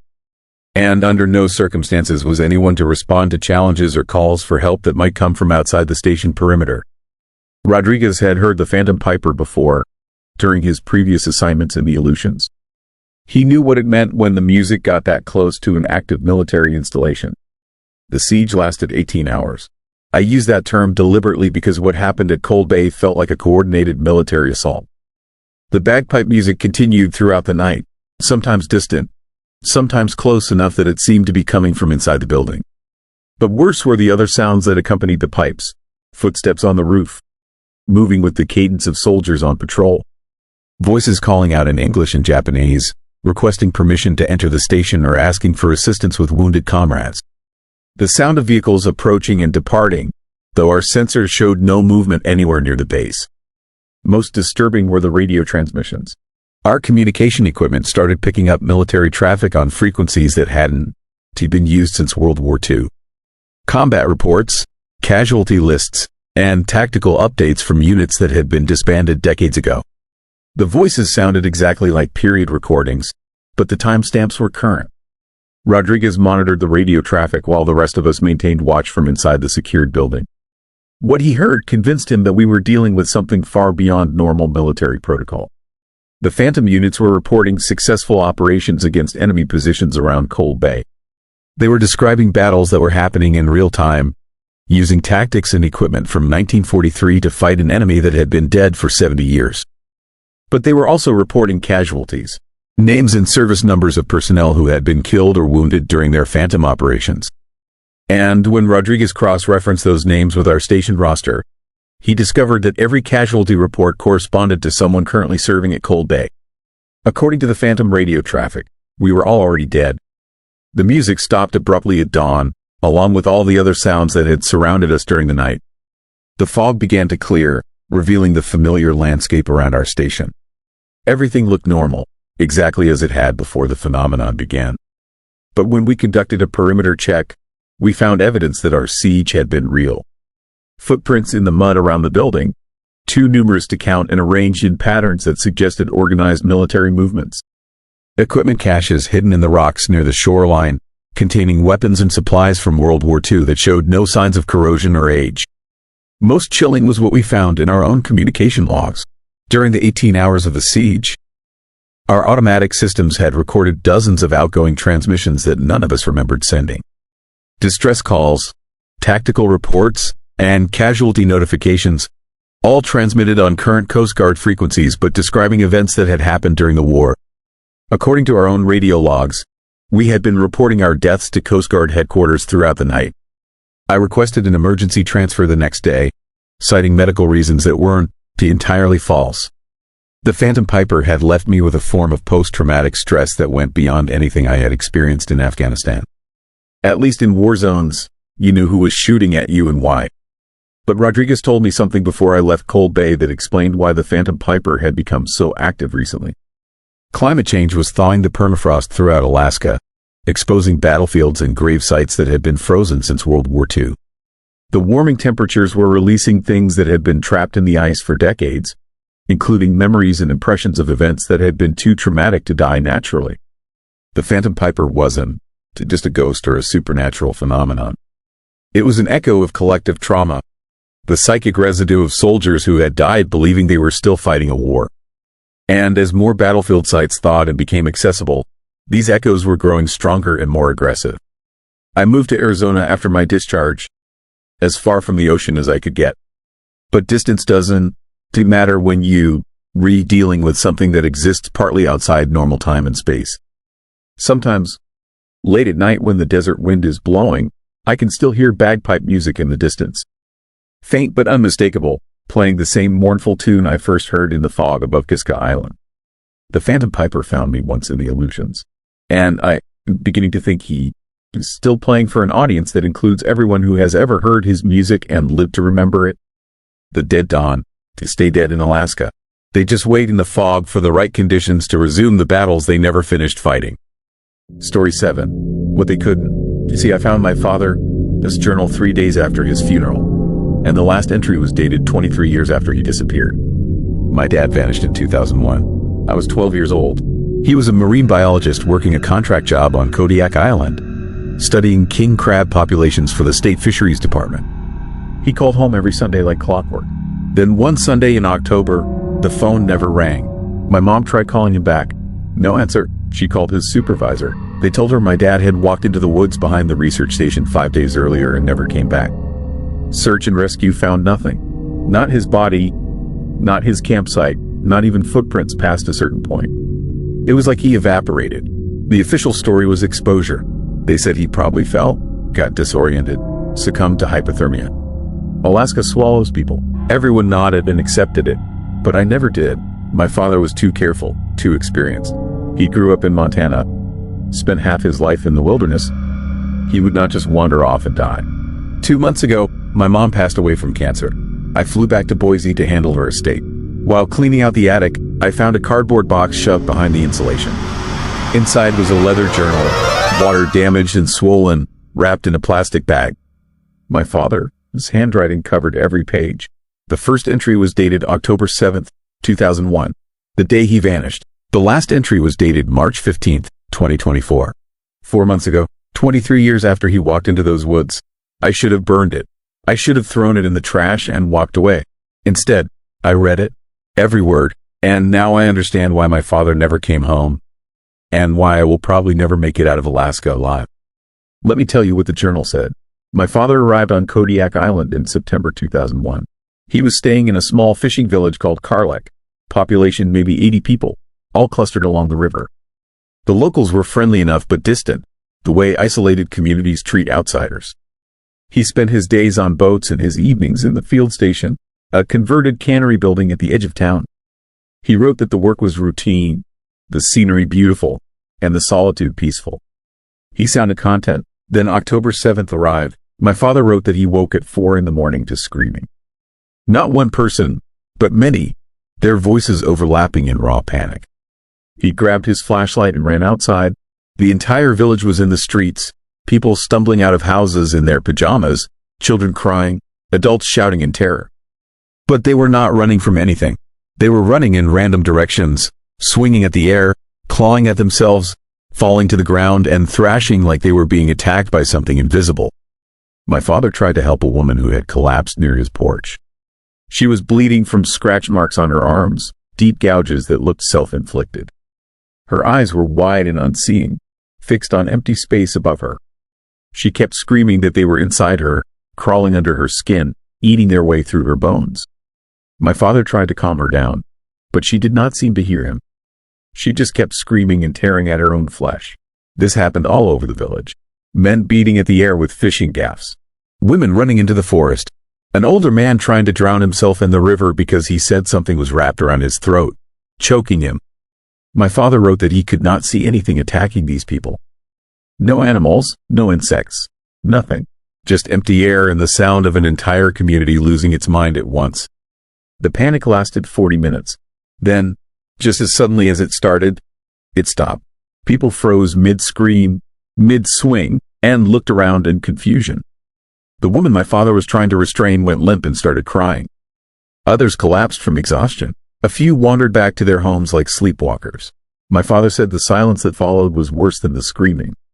Everyone stood in the pre-dawn darkness, bloody and bruised, staring at each other with hollow eyes. The authorities arrived by noon. State troopers, a medical team, a psychiatrist from Anchorage. They interviewed everyone, took statements, ran tests. The official conclusion was mass hysteria brought on by isolation, seasonal depression, and possibly contaminated fish. A shared delusion. The medical team found no evidence of any actual attack. No bites, no stings, no toxins. Just self-inflicted wounds and psychological trauma. The villagers were treated and released. Most left Kodiak Island within the month. Karluk became a ghost town. My father stayed. That was his first mistake. He wrote that he could not shake the feeling that something real had happened that night. The fear in those people, his eyes was not imaginary. They had seen something, or felt something, that drove him to madness. He started investigating on his own, talking to the few locals who remained, digging through old records at the library in Kodiak town. He learned that Karluk had a history. Strange incidents going back decades. Fishermen reporting shadows moving beneath the water that were too large to be whales. Hunters finding entire elk herds dead in the forest with no visible injuries. Stories passed down from the Alutiiq people about spirits that lived in the spaces between things, creatures that existed just outside human perception. One elder, a man in his 80s, told my father something that stuck with him. He said the old people believed there were things in Alaska that predated humans, things that never fully existed in the physical world but could touch it under the right conditions. They were attracted to consciousness, to thought and emotion. Most of the time they were harmless, just drifting through reality like smoke. But sometimes, when enough people gathered in one place, when their thoughts aligned in fear or grief or rage, these things could feed. They could become stronger, more solid. The elder said the incident in Karluk was not the first time it had happened, and it would not be the last. He told my father to leave the island before he drew their attention. My father did not leave. Instead, he went into the forest to look for evidence. He set up a campsite 2 miles inland, near a valley the locals called the Empty Place. He brought cameras, audio recorders, temperature sensors, anything that might capture proof of something beyond normal explanation. He planned to stay 3 days. He never came back. That is where the official story ends. But my father's journal kept going. The next entry was dated 6 months later, April 2002. My father wrote that he did not know how long he had been in the forest. Time moved differently here. Days blurred together. He had no memory of the first few months, just fragments. Walking through trees that never seemed to change. Hearing voices that sounded like my mother and me calling his name. Finding his campsite abandoned, then finding it again in a different location. Then realizing he had circled back to the same spot without moving. He wrote that he was not alone in the forest. There were others. People who had wandered into the empty place over the years and never found their way out. He saw them sometimes, distant figures moving between the trees, always just out of reach. He tried calling to them, but they never responded. They just walked in endless loops, trapped in their own private mazes. And then there were the things that were not people, the shadows that moved against the light, the shapes that appeared in his peripheral vision and vanished when he turned to look. He felt them watching him constantly, studying him, waiting for something. He wrote that they did not attack him because they did not need to. They were patient. They had all the time in the world. The journal entries became more erratic after that. Months would pass between writings. My father's handwriting deteriorated, became shaky and frantic. He wrote about losing pieces of himself, forgetting his own name for days at a time, finding notes he had written to himself that he did not remember writing. He described waking up in different parts of the forest with no memory of how he got there, blood on his hands, strange marks carved into the trees around him. But the worst part, the part that made my hands shake as I read, was that he kept trying to leave. Over and over again, he thought he found a way out. He would walk for days, following the sound of the river, and suddenly emerge at the edge of Karlik. The village would be there, exactly as he remembered it. He would run toward it, crying with relief. Then he would blink, and the buildings would be gone. Just empty ground and trees. He had never left the forest at all. It was showing him what he wanted to see, playing with his mind like a cat with a mouse. Years passed in the journal. 5, 10, 15. My father stopped trying to escape. He built a crude shelter and lived like an animal, eating berries and roots, drinking from streams. He wrote less and less. The entries became short, desperate sentences. I am still here. I am still alive. I do not know why. Then, in 2019, something changed. My father wrote that the things in the forest had started communicating with him. Not with words, but with images planted directly into his mind. They showed him visions of the world outside. Cities burning, people tearing each other apart in the streets. The same mass hysteria that happened in Karlik, but everywhere, all at once. He wrote that the things were preparing for something. They had been feeding on human consciousness for centuries, growing stronger. And now they were almost ready to break through completely. He wrote that Kodiak Island was a thin place, a spot where the barrier between their world and ours was weak. The incident in 2001 was a test. They wanted to see how far they could push before humans broke. The answer was not very far at all. And now they were planning something bigger. They were going to spread beyond the island, beyond Alaska, into the lower 48. They would ride the fear and paranoia that humans carried like a virus, infecting city after city until there was nowhere left that was safe. My father, his last entry was dated March 15, 2024. He wrote that he finally understood why they kept him alive all these years.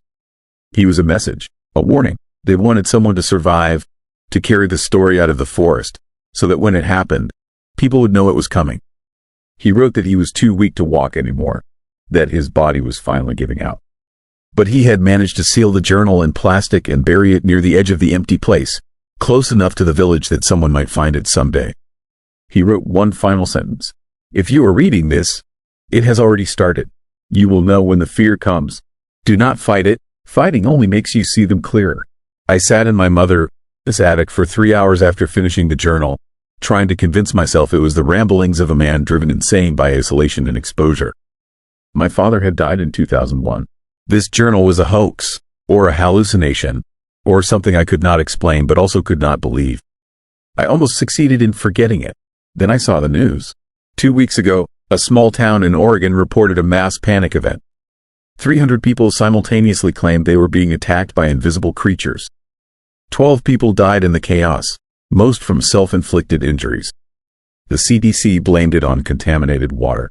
Then it happened again in Montana. Then again in Northern California. The incidents are spreading, getting more frequent, more intense. The media is calling it mass hysteria, shared delusion, copycat panic. But I read my father's journal. I know what it really is. I am on Kodiak Island now. I flew in yesterday and hired a guide to take me into the forest behind Karlik.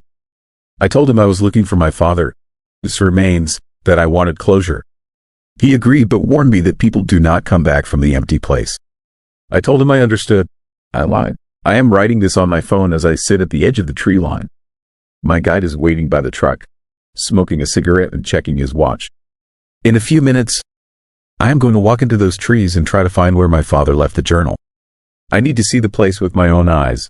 I need to understand. I know this is probably the last thing I will ever write. I know I am making the same mistake my father did. But I have to know if he was right. I have to know if the things in the forest are real, and if they are coming for the rest of us. The trees ahead are perfectly still. No wind, no sound. Just silence and the feeling of being watched by something I cannot see. My guide just called out, asking if I am ready. I am not, but I am going anyway.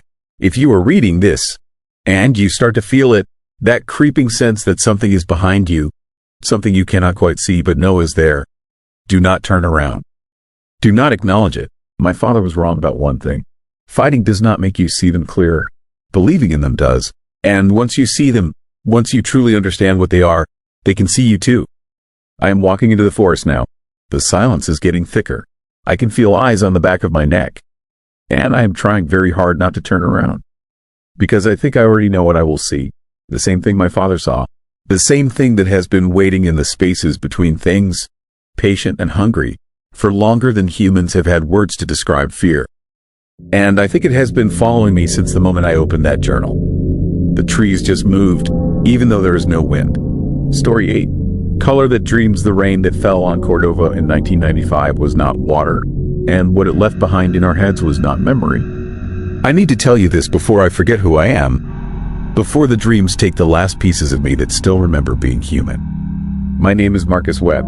I am 47 years old. I grew up in Cordova, Alaska, and I was 14 when the red rain fell. For 29 years, I have carried something inside my mind that should not be there, and now it is waking up. It happened on July 9th, 1995. I remember because it was my birthday. My dad took me fishing that morning on Prince William Sound. The sky was overcast, heavy and gray like it always was in summer, but nothing felt wrong. We caught 2 silvers by noon. Dad was in a good mood. He let me steer the boat back to the harbor while he gutted the fish. That is when the first drops hit the deck. I thought it was rust from somewhere overhead, maybe from the rigging.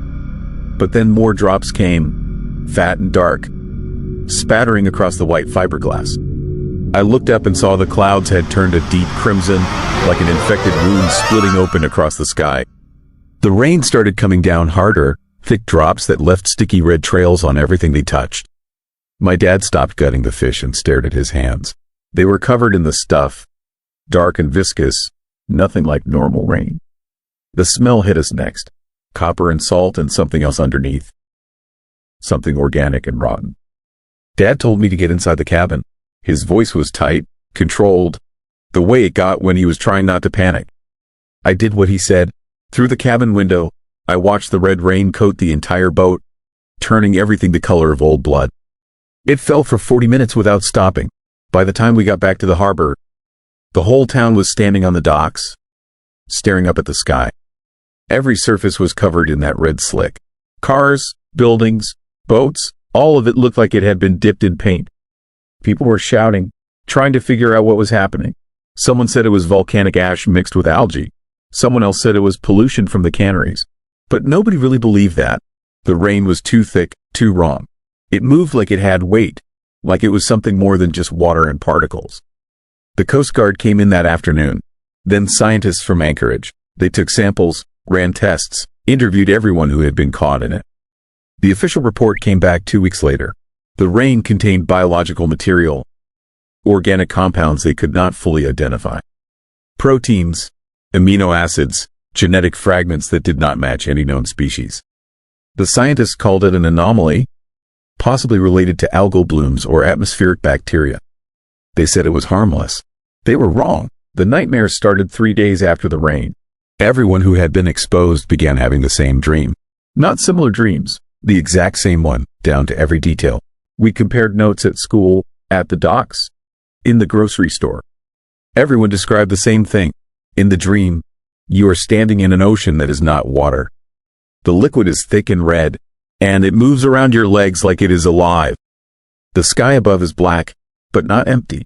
There are shapes moving in it, massive and slow, things that are too large to comprehend all at once. You can feel them looking down at you, studying you, and then you realize the ocean is not just around you. It is inside you. You can feel it filling your lungs, your stomach, seeping into your bones. And the shapes in the sky are not separate from the ocean. They are part of it. The ocean is dreaming them into existence, and you are part of that dream. You wake up gasping, your sheets soaked in sweat, and for a moment you cannot remember which world is real. The bedroom around you feels thin, like a projection. The dream feels solid, permanent, more true than anything you have ever experienced. At first, people tried to laugh it off. Shared trauma, suggestion, our brains trying to process something weird. But the dreams did not stop. They came every night, and they started getting longer. More detailed. We began to see things in the dream that we had not noticed before. Structures beneath the red ocean, buildings or machines or something in between. Voices in the liquid, not speaking in words but communicating anyway, planting ideas directly into our minds. And always the sense that something was waking up, something vast and patient that had been sleeping for a very long time. People started leaving Cordova. Families packed up and moved to Anchorage, Juneau, the lower 48.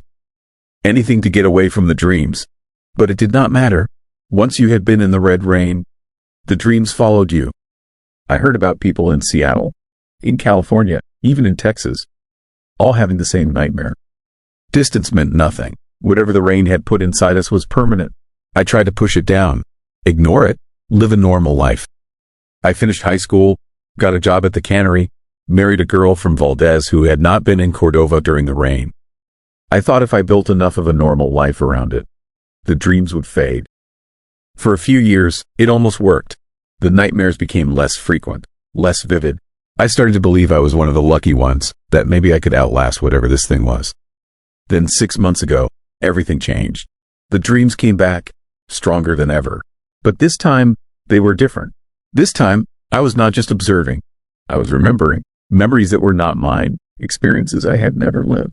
I remembered being something else, something that existed before humans, before this version of Earth. I remembered sleeping in deep ocean trenches, drifting through centuries like slow currents. I remembered the taste of thought, the feeling of consciousness entering my body like food. And I remembered the red rain, not as something that happened to me, but as something I created. Something I sent out to find new hosts, new minds to inhabit. I started waking up in places I did not remember going to. My wife found me standing in the backyard at 3 a.m, soaking wet, covered in a red film even though it had not rained. I had no memory of going outside. Another time, I woke up on the beach 5 miles from my house, my hands buried in the sand, digging. I had excavated a hole 6 feet deep. At the bottom was something smooth and dark, almost like stone but warmer, pulsing faintly. I covered it back up and never told anyone. The worst part was the feeling that I was sharing my head with something else. I would be thinking about normal things, work schedules or grocery lists, and suddenly there would be another thought layered underneath, alien and incomprehensible but somehow understandable. It was learning from me, studying how I moved and spoke and interacted with the world. And it was teaching me things too, showing me how reality was thinner than I believed, how consciousness could slip between dimensions like water through cracks. I went back to Cordova last month. I do not know why. It felt like a compulsion, like something was pulling me home. The town had changed. More than half the buildings were abandoned. The population had dropped from 3,000 to barely 300. Everyone who stayed had the look. That distant, hollow expression of people who were not fully present anymore. I saw old classmates walking down the street, and I knew they were having the same experience I was. We were all changing, becoming something else. I drove out to the harbor where my dad and I had been when the rain first fell. The boat was long gone, sold or scrapped, but the dock was still there. I stood where I had stood 29 years ago and looked up at the sky. It was gray and heavy, just like always, but I could see something else now, something I had not been able to see as a kid. There were patterns in the clouds, slow spirals and geometric shapes that hurt to look at directly. And I understood that they had always been there. The red rain had not brought them. It had just opened our eyes to see what was already present. That night, I had the dream again, but this time, I did not wake up. I am still in it now, even as I write this. I can feel the red ocean inside me, filling every cell, rewriting my DNA into something new. The shapes in the sky are closer now. I can almost make out details, limbs or tentacles or something that defies those categories. And I can hear them communicating, not with sound but with pressure changes in the liquid, vibrations that translate directly into thought. They are telling me that the red rain was just the beginning. A seed planted decades ago, waiting for the right conditions to germinate. Those of us who are exposed are nodes in a network, connection points between their world and ours. We are the bridge they needed to cross over. And now, after 29 years of slow growth, the bridge is almost complete. I looked up the others who were in Cordova during the rain. Most are dead. Suicides, accidents, disappearances. But a few are still alive, scattered across the country. Last week, they all reported the same thing. They woke up covered in a red film, even though they were indoors, even though it had not rained. The substance analyzed the same as the 1995 rain. Unknown biological components, genetic fragments that should not exist. Except this time, it was not falling from the sky. It was seeping out of their skin. We are not the victims anymore. We are the source. Whatever entered us in 1995 has finished incubating, and now it is ready to spread. I can feel it building inside me, pressure growing like water behind a dam. Soon, it will break through. Soon, I will become a rain of my own, falling on new people and new places, planting new seeds. The cycle will continue exponentially until there is nowhere left that has not been touched. I need you to understand something. This is not an invasion. It is not malicious. The thing inside me does not hate humans or want to destroy us. It simply exists in a way we were never meant to comprehend, and its existence is incompatible with ours. When it wakes fully, when it finishes crossing over, we will not be killed. We will be transformed, absorbed. Our consciousness will merge with its, become part of something larger and older and utterly inhuman. We will stop being ourselves and start being it. The worst part is that I am not afraid anymore. The fear left weeks ago. Now, there is only curiosity and a strange sense of anticipation. I want to know what it feels like to stop being Marcus Webb and become something without a name. Something that dreams entire realities into existence. I want to remember being old, truly old, existing before the sun ignited. I want to taste thought again. I am writing this in a motel in Cordova. It is 3 a.m. My skin is hot, feverish. I can feel moisture beating on my arms. And when I wipe it off, my hand comes away red. It is starting. The rain is coming through me now, seeping out of every pore. By morning, this room will be coated in it. Anyone who comes in here will breathe it, touch it, absorb it. And the dreams will begin again in a new generation. I should warn you. I should tell you to stay away from Cordova, from anyone who was here in 1995, from anywhere the red rain has fallen. But I do not think it matters anymore. I have been tracking the reports. Small towns across Alaska are reporting strange precipitation, red-tinged rain, blood-colored snow, fog that leaves sticky residue. It is spreading faster now, jumping between hosts, riding weather patterns and human movement. By the time you hear this, it might already be too late. You might already be dreaming the ocean. There is something I need to tell you about the dreams. Something I only realized recently. When you are standing in that red ocean, feeling it fill your lungs, watching those shapes move through the black sky above, you are not experiencing a nightmare. You are experiencing memory. That place is real. It exists somewhere outside our normal dimensions, in a space where thought and matter are the same thing. And every time we dream it, we are pulled a little further into it. Every night, we cross a little more of the distance. Eventually, there will be no difference between sleeping and waking. We will exist fully in both places at once, and then neither place will feel real. I can see the ocean now, even with my eyes open. It overlaps with the motel room, transparent but getting more solid. I can see the massive shapes moving through it, and I can see this room, and I cannot tell which one is the dream anymore. My body feels like it is dissolving, becoming liquid, becoming rain. I am going to fall soon, up or down I cannot say, and I will scatter across the sky and come down somewhere new. They are telling me that the red rain was just the beginning.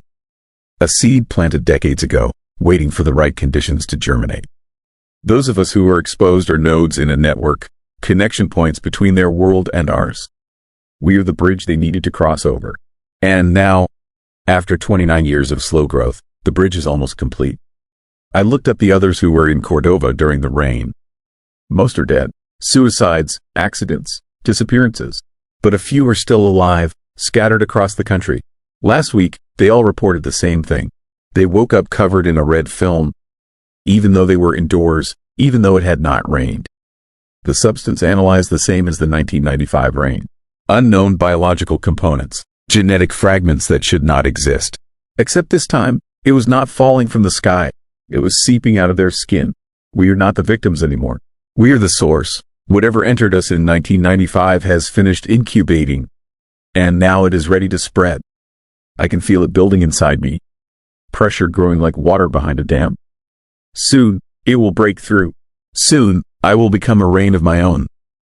Falling on new people and new places, planting new seeds. The cycle will continue, exponentially, until there is nowhere left that has not been touched. I need you to understand something. This is not an invasion. It is not malicious. The thing inside me does not hate humans or want to destroy us. It simply exists in a way we were never meant to comprehend, and its existence is incompatible with ours. When it wakes fully, when it finishes crossing over, we will not be killed. We will be transformed, absorbed. Our consciousness will merge with its, become part of something larger and older and utterly inhuman. We will stop being ourselves and start being it. The worst part is that I am not afraid anymore. The fear left weeks ago. Now, There is only curiosity and a strange sense of anticipation. I want to know what it feels like to stop being Marcus Webb and become something without a name. Something that dreams entire realities into existence. I want to remember being old, truly old, existing before the sun ignited. I want to taste thought again. I am writing this in a motel in Cordova. It is 3 a.m. My skin is hot, feverish. I can feel moisture beading on my arms. And when I wipe it off, my hand comes away red. It is starting. The rain is coming through me now, seeping out of every pore. By morning, this room will be coated in it. Anyone who comes in here will breathe it, touch it, absorb it. And the dreams will begin again in a new generation. I should warn you. I should tell you to stay away from Cordova, from anyone who was here in 1995, from anywhere the red rain has fallen. But I do not think it matters anymore. I have been tracking the reports.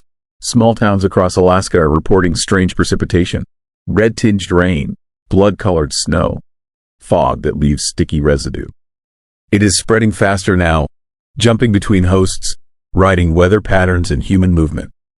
By the time you hear this, it might already be too late. You might already be dreaming the ocean. There is something I need to tell you about the dreams. Something I only realized recently. When you are standing in that red ocean, feeling it fill your lungs, watching those shapes move through the black sky above, you are not experiencing a nightmare. You are experiencing memory. That place is real. It exists somewhere outside our normal dimensions, in a space where thought and matter are the same thing. And every time we dream it, we are pulled a little further into it. Every night, we cross a little more of the distance. Eventually, there will be no difference between sleeping and waking. We will exist fully in both places at once, and then neither place will feel real. I can see the ocean now, even with my eyes open. It overlaps with the motel room, transparent but getting more solid. I can see the massive shapes moving through it, and I can see this room, and I cannot tell which one is the dream anymore. My body feels like it is dissolving, becoming liquid, becoming rain. I am going to fall soon, up or down I cannot say, and I will scatter across the sky and come down somewhere new. If you are reading this, and you start to dream about the red ocean, do not fight it. Fighting only makes the transition more painful. Let it fill you. Let it change you. You are going to become something older than fear, something that has been waiting in the deep places for longer than this planet has had life. And when the transformation is complete, you will remember being that thing, and you will wonder how you ever believed you were human at all. The red is seeping through the walls now.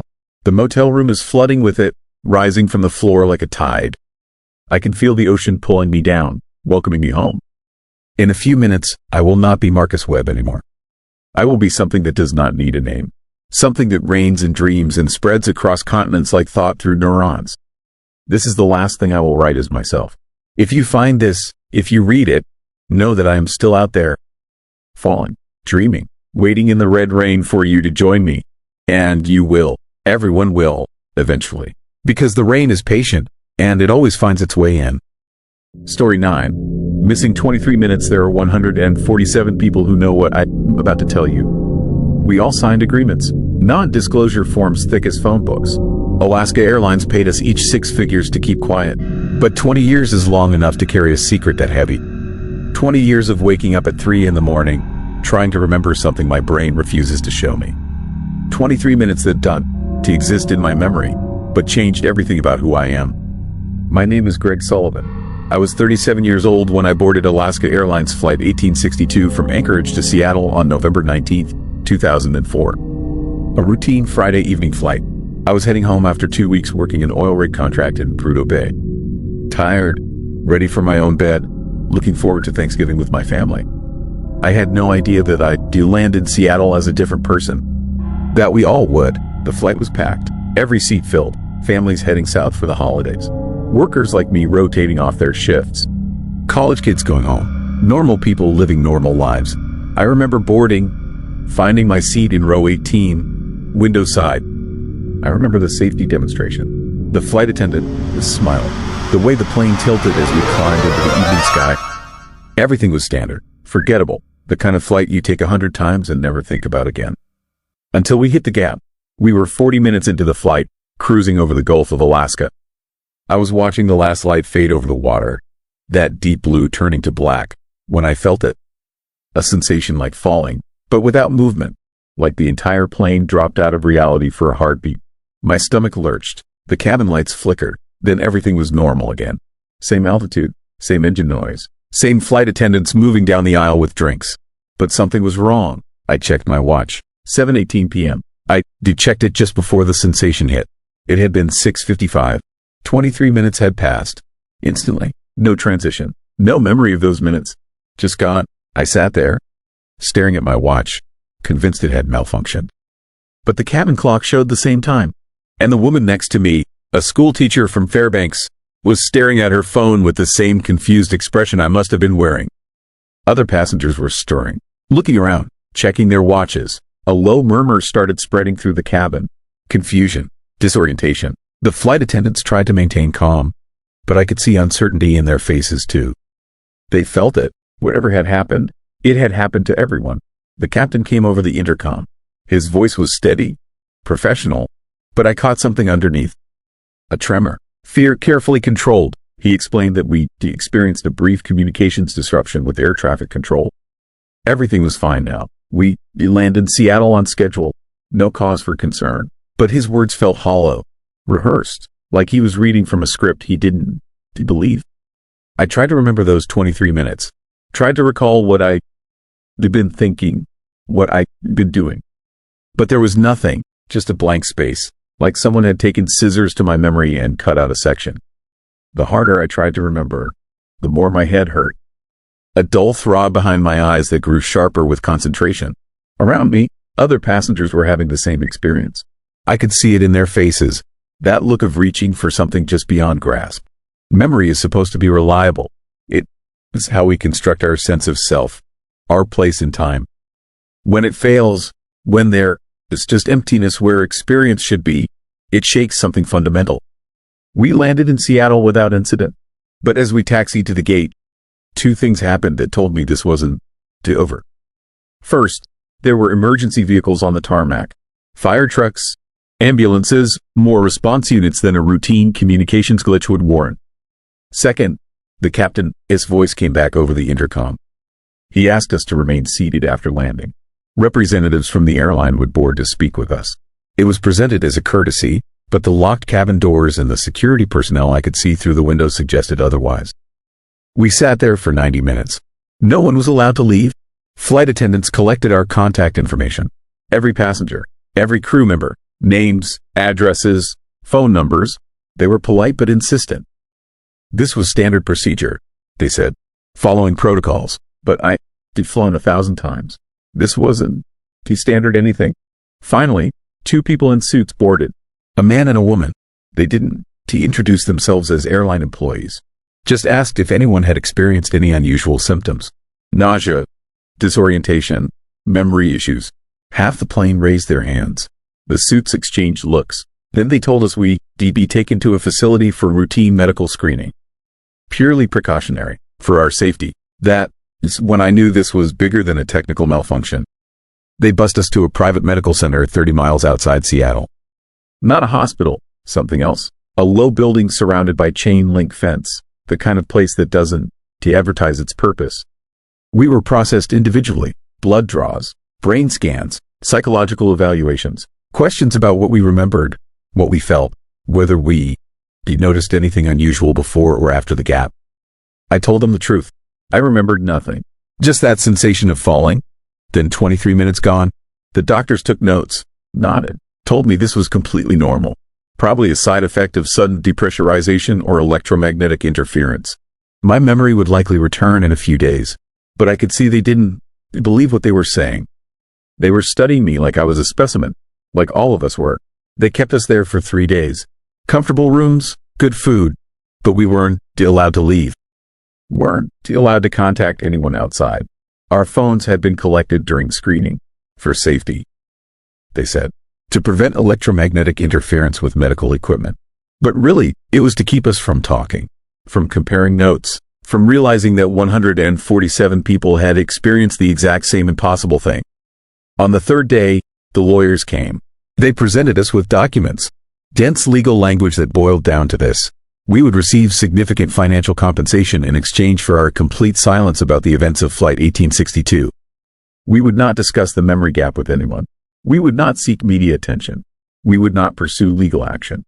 Violation of these terms would result in forfeiture of payment and potential legal consequences. They called it a settlement. I called it hush money. Most people signed. The money was substantial. 6 figures for 3 days of confusion and some missing minutes. Easy decision for most. But I noticed something. Not everyone signed immediately. A handful of passengers negotiated, pushed back, demanded answers before they agreed to stay quiet. Those people were taken to a separate room. I never saw them again during our stay. I signed. I am not proud of it, but I had bills, a mortgage, a life waiting back home. And what was I going to say anyway? That I lost 23 minutes and the airline was acting weird about it? Without evidence, without other witnesses willing to corroborate, I had nothing. They released us with stern warnings. The settlement was binding. They'd be monitoring. Any breach would be dealt with swiftly. I went home, tried to resume my life, told my family the flight had been fine, just a little turbulence. But the missing time haunted me. Every night, I'd lie awake trying to force the memory back. And every night, I'd hit that wall, that emptiness. My brain simply refused to show me what had happened. Then the dream started. 2 months after the flight, I had the first one. I was back on the plane, in my seat, watching the water below. But the water was wrong. Too still, too perfect, like glass. And reflected in that glass was something else. Not the plane, not sky, something massive and dark, moving beneath the surface. Something that shouldn't exist. I woke up screaming. My wife shook me awake, terrified. I couldn't explain it, couldn't tell her why I was so afraid of a dream. But it felt like more than a dream. It felt like memory trying to surface, like my subconscious was showing me what my conscious mind couldn't handle. The dreams got worse, more detailed, more real. In them, I feel that falling sensation again. The cabin would change, the walls becoming translucent, the other passengers frozen, unmoving, like someone had pressed pause on reality. And outside the plane, in the darkening sky over the Gulf of Alaska, there would be lights. Not stars, not aircraft, something else. Patterns of light that moved with intelligence, that responded to our presence. I tried to dismiss them as stress, trauma manifesting as nightmares. But then I saw the news story, a small piece buried in the back pages of a newspaper.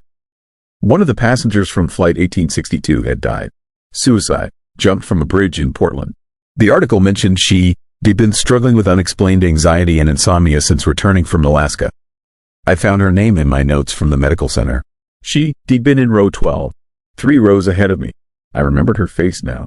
Young, maybe 25. She'd been one of the passengers who looked most disturbed after the gap. Who raised her hand when they asked about unusual symptoms. Over the next year, 3 more passengers died.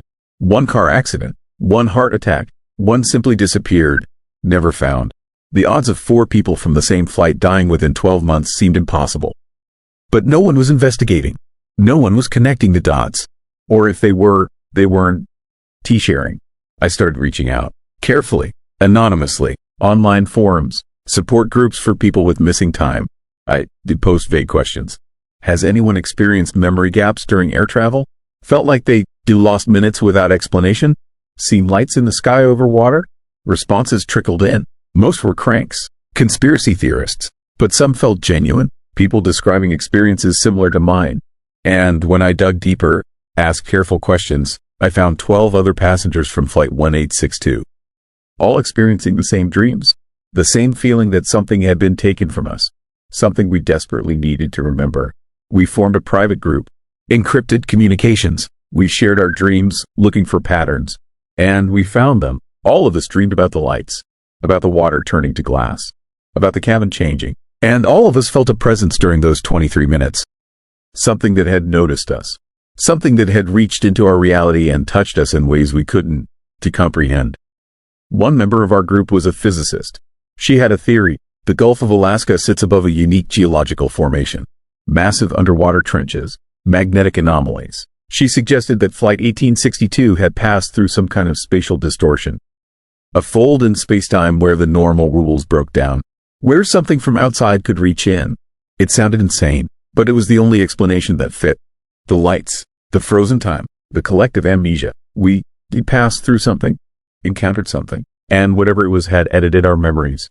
removed those 23 minutes to protect itself, or to protect us from knowledge we couldn't handle. But the editing wasn't perfect. The dreams proved that. Our subconscious minds were reconstructing what had been taken, piece by piece, dream by dream. We were remembering, and the more we remembered, the more dangerous it became. 2 members of our group stopped responding. Their accounts went silent. I found obituaries for both, natural causes, but they were young, healthy, no history of illness. Just like the others who died, the pattern was clear. Remembering was fatal. Whatever had taken those minutes didn't want them back. I stopped trying to remember, stopped analyzing the dreams, went back to my life as best I could. The group dissolved. We were too scared to continue, too aware that investigation carried a price. But the dreams never stopped. They continued for 20 years. Every few months, another piece surfaces, another fragment of those 23 minutes. I see the other passengers now, in the dreams. All of us aware, all of us watching something impossible unfold outside the plane. Something beautiful and terrifying, something that rewrote the rules of what is possible. I don't know what it was. To know if I ever will. Maybe that is mercy. Maybe full memory would break something fundamental in my mind. But I know this. There are things in our skies, in our oceans, in the spaces between that we don't, do you understand? Things that can reach into our world and change us, take from us. And the only reason we sleep peacefully is because we dawn. Remember, 147 people boarded Flight 1862. 129 are still alive. We re-scattered now, living separate lives, but we reconnected, bound by those missing minutes, by dreams that feel more real than memory, by the knowledge that something touched us, changed us, made us less than we were. If you ever fly over the Gulf of Alaska and feel that falling sensation, if time seems to skip and you find minutes missing from your life, to try to remember. To dig for those lost moments. Some gaps exist for a reason. Some doors, once opened, can never be closed. I still fly sometimes, to avoid it completely. But I never take routes over the Gulf. Never fly at dusk when the light plays tricks on water. Because I know what is down there now, what has always been there. Waiting, watching, taking what it needs from those who pass too close. The settlement money is long gone. But the dreams remain. And somewhere in those dreams, in the fragments of memory I'm not supposed to have, I know the truth. I know what we saw, what saw us, and I know it is still there, waiting for the next flight to pass through its territory. The next group of people to lose 23 minutes, they'll all spend the rest of their lives trying to forget. And now the snow closes in, the path gone behind us. If you felt the cold tonight, subscribe and turn on notifications. More stories are waiting just beyond the tree line. Drop your own strange experiences or your location in the comments. It's how we keep the whispers alive. Midnight Whispers isn't just a story. It's a thread in the dark that connects us. Until next time, keep your eyes on the horizon and your back to the wind.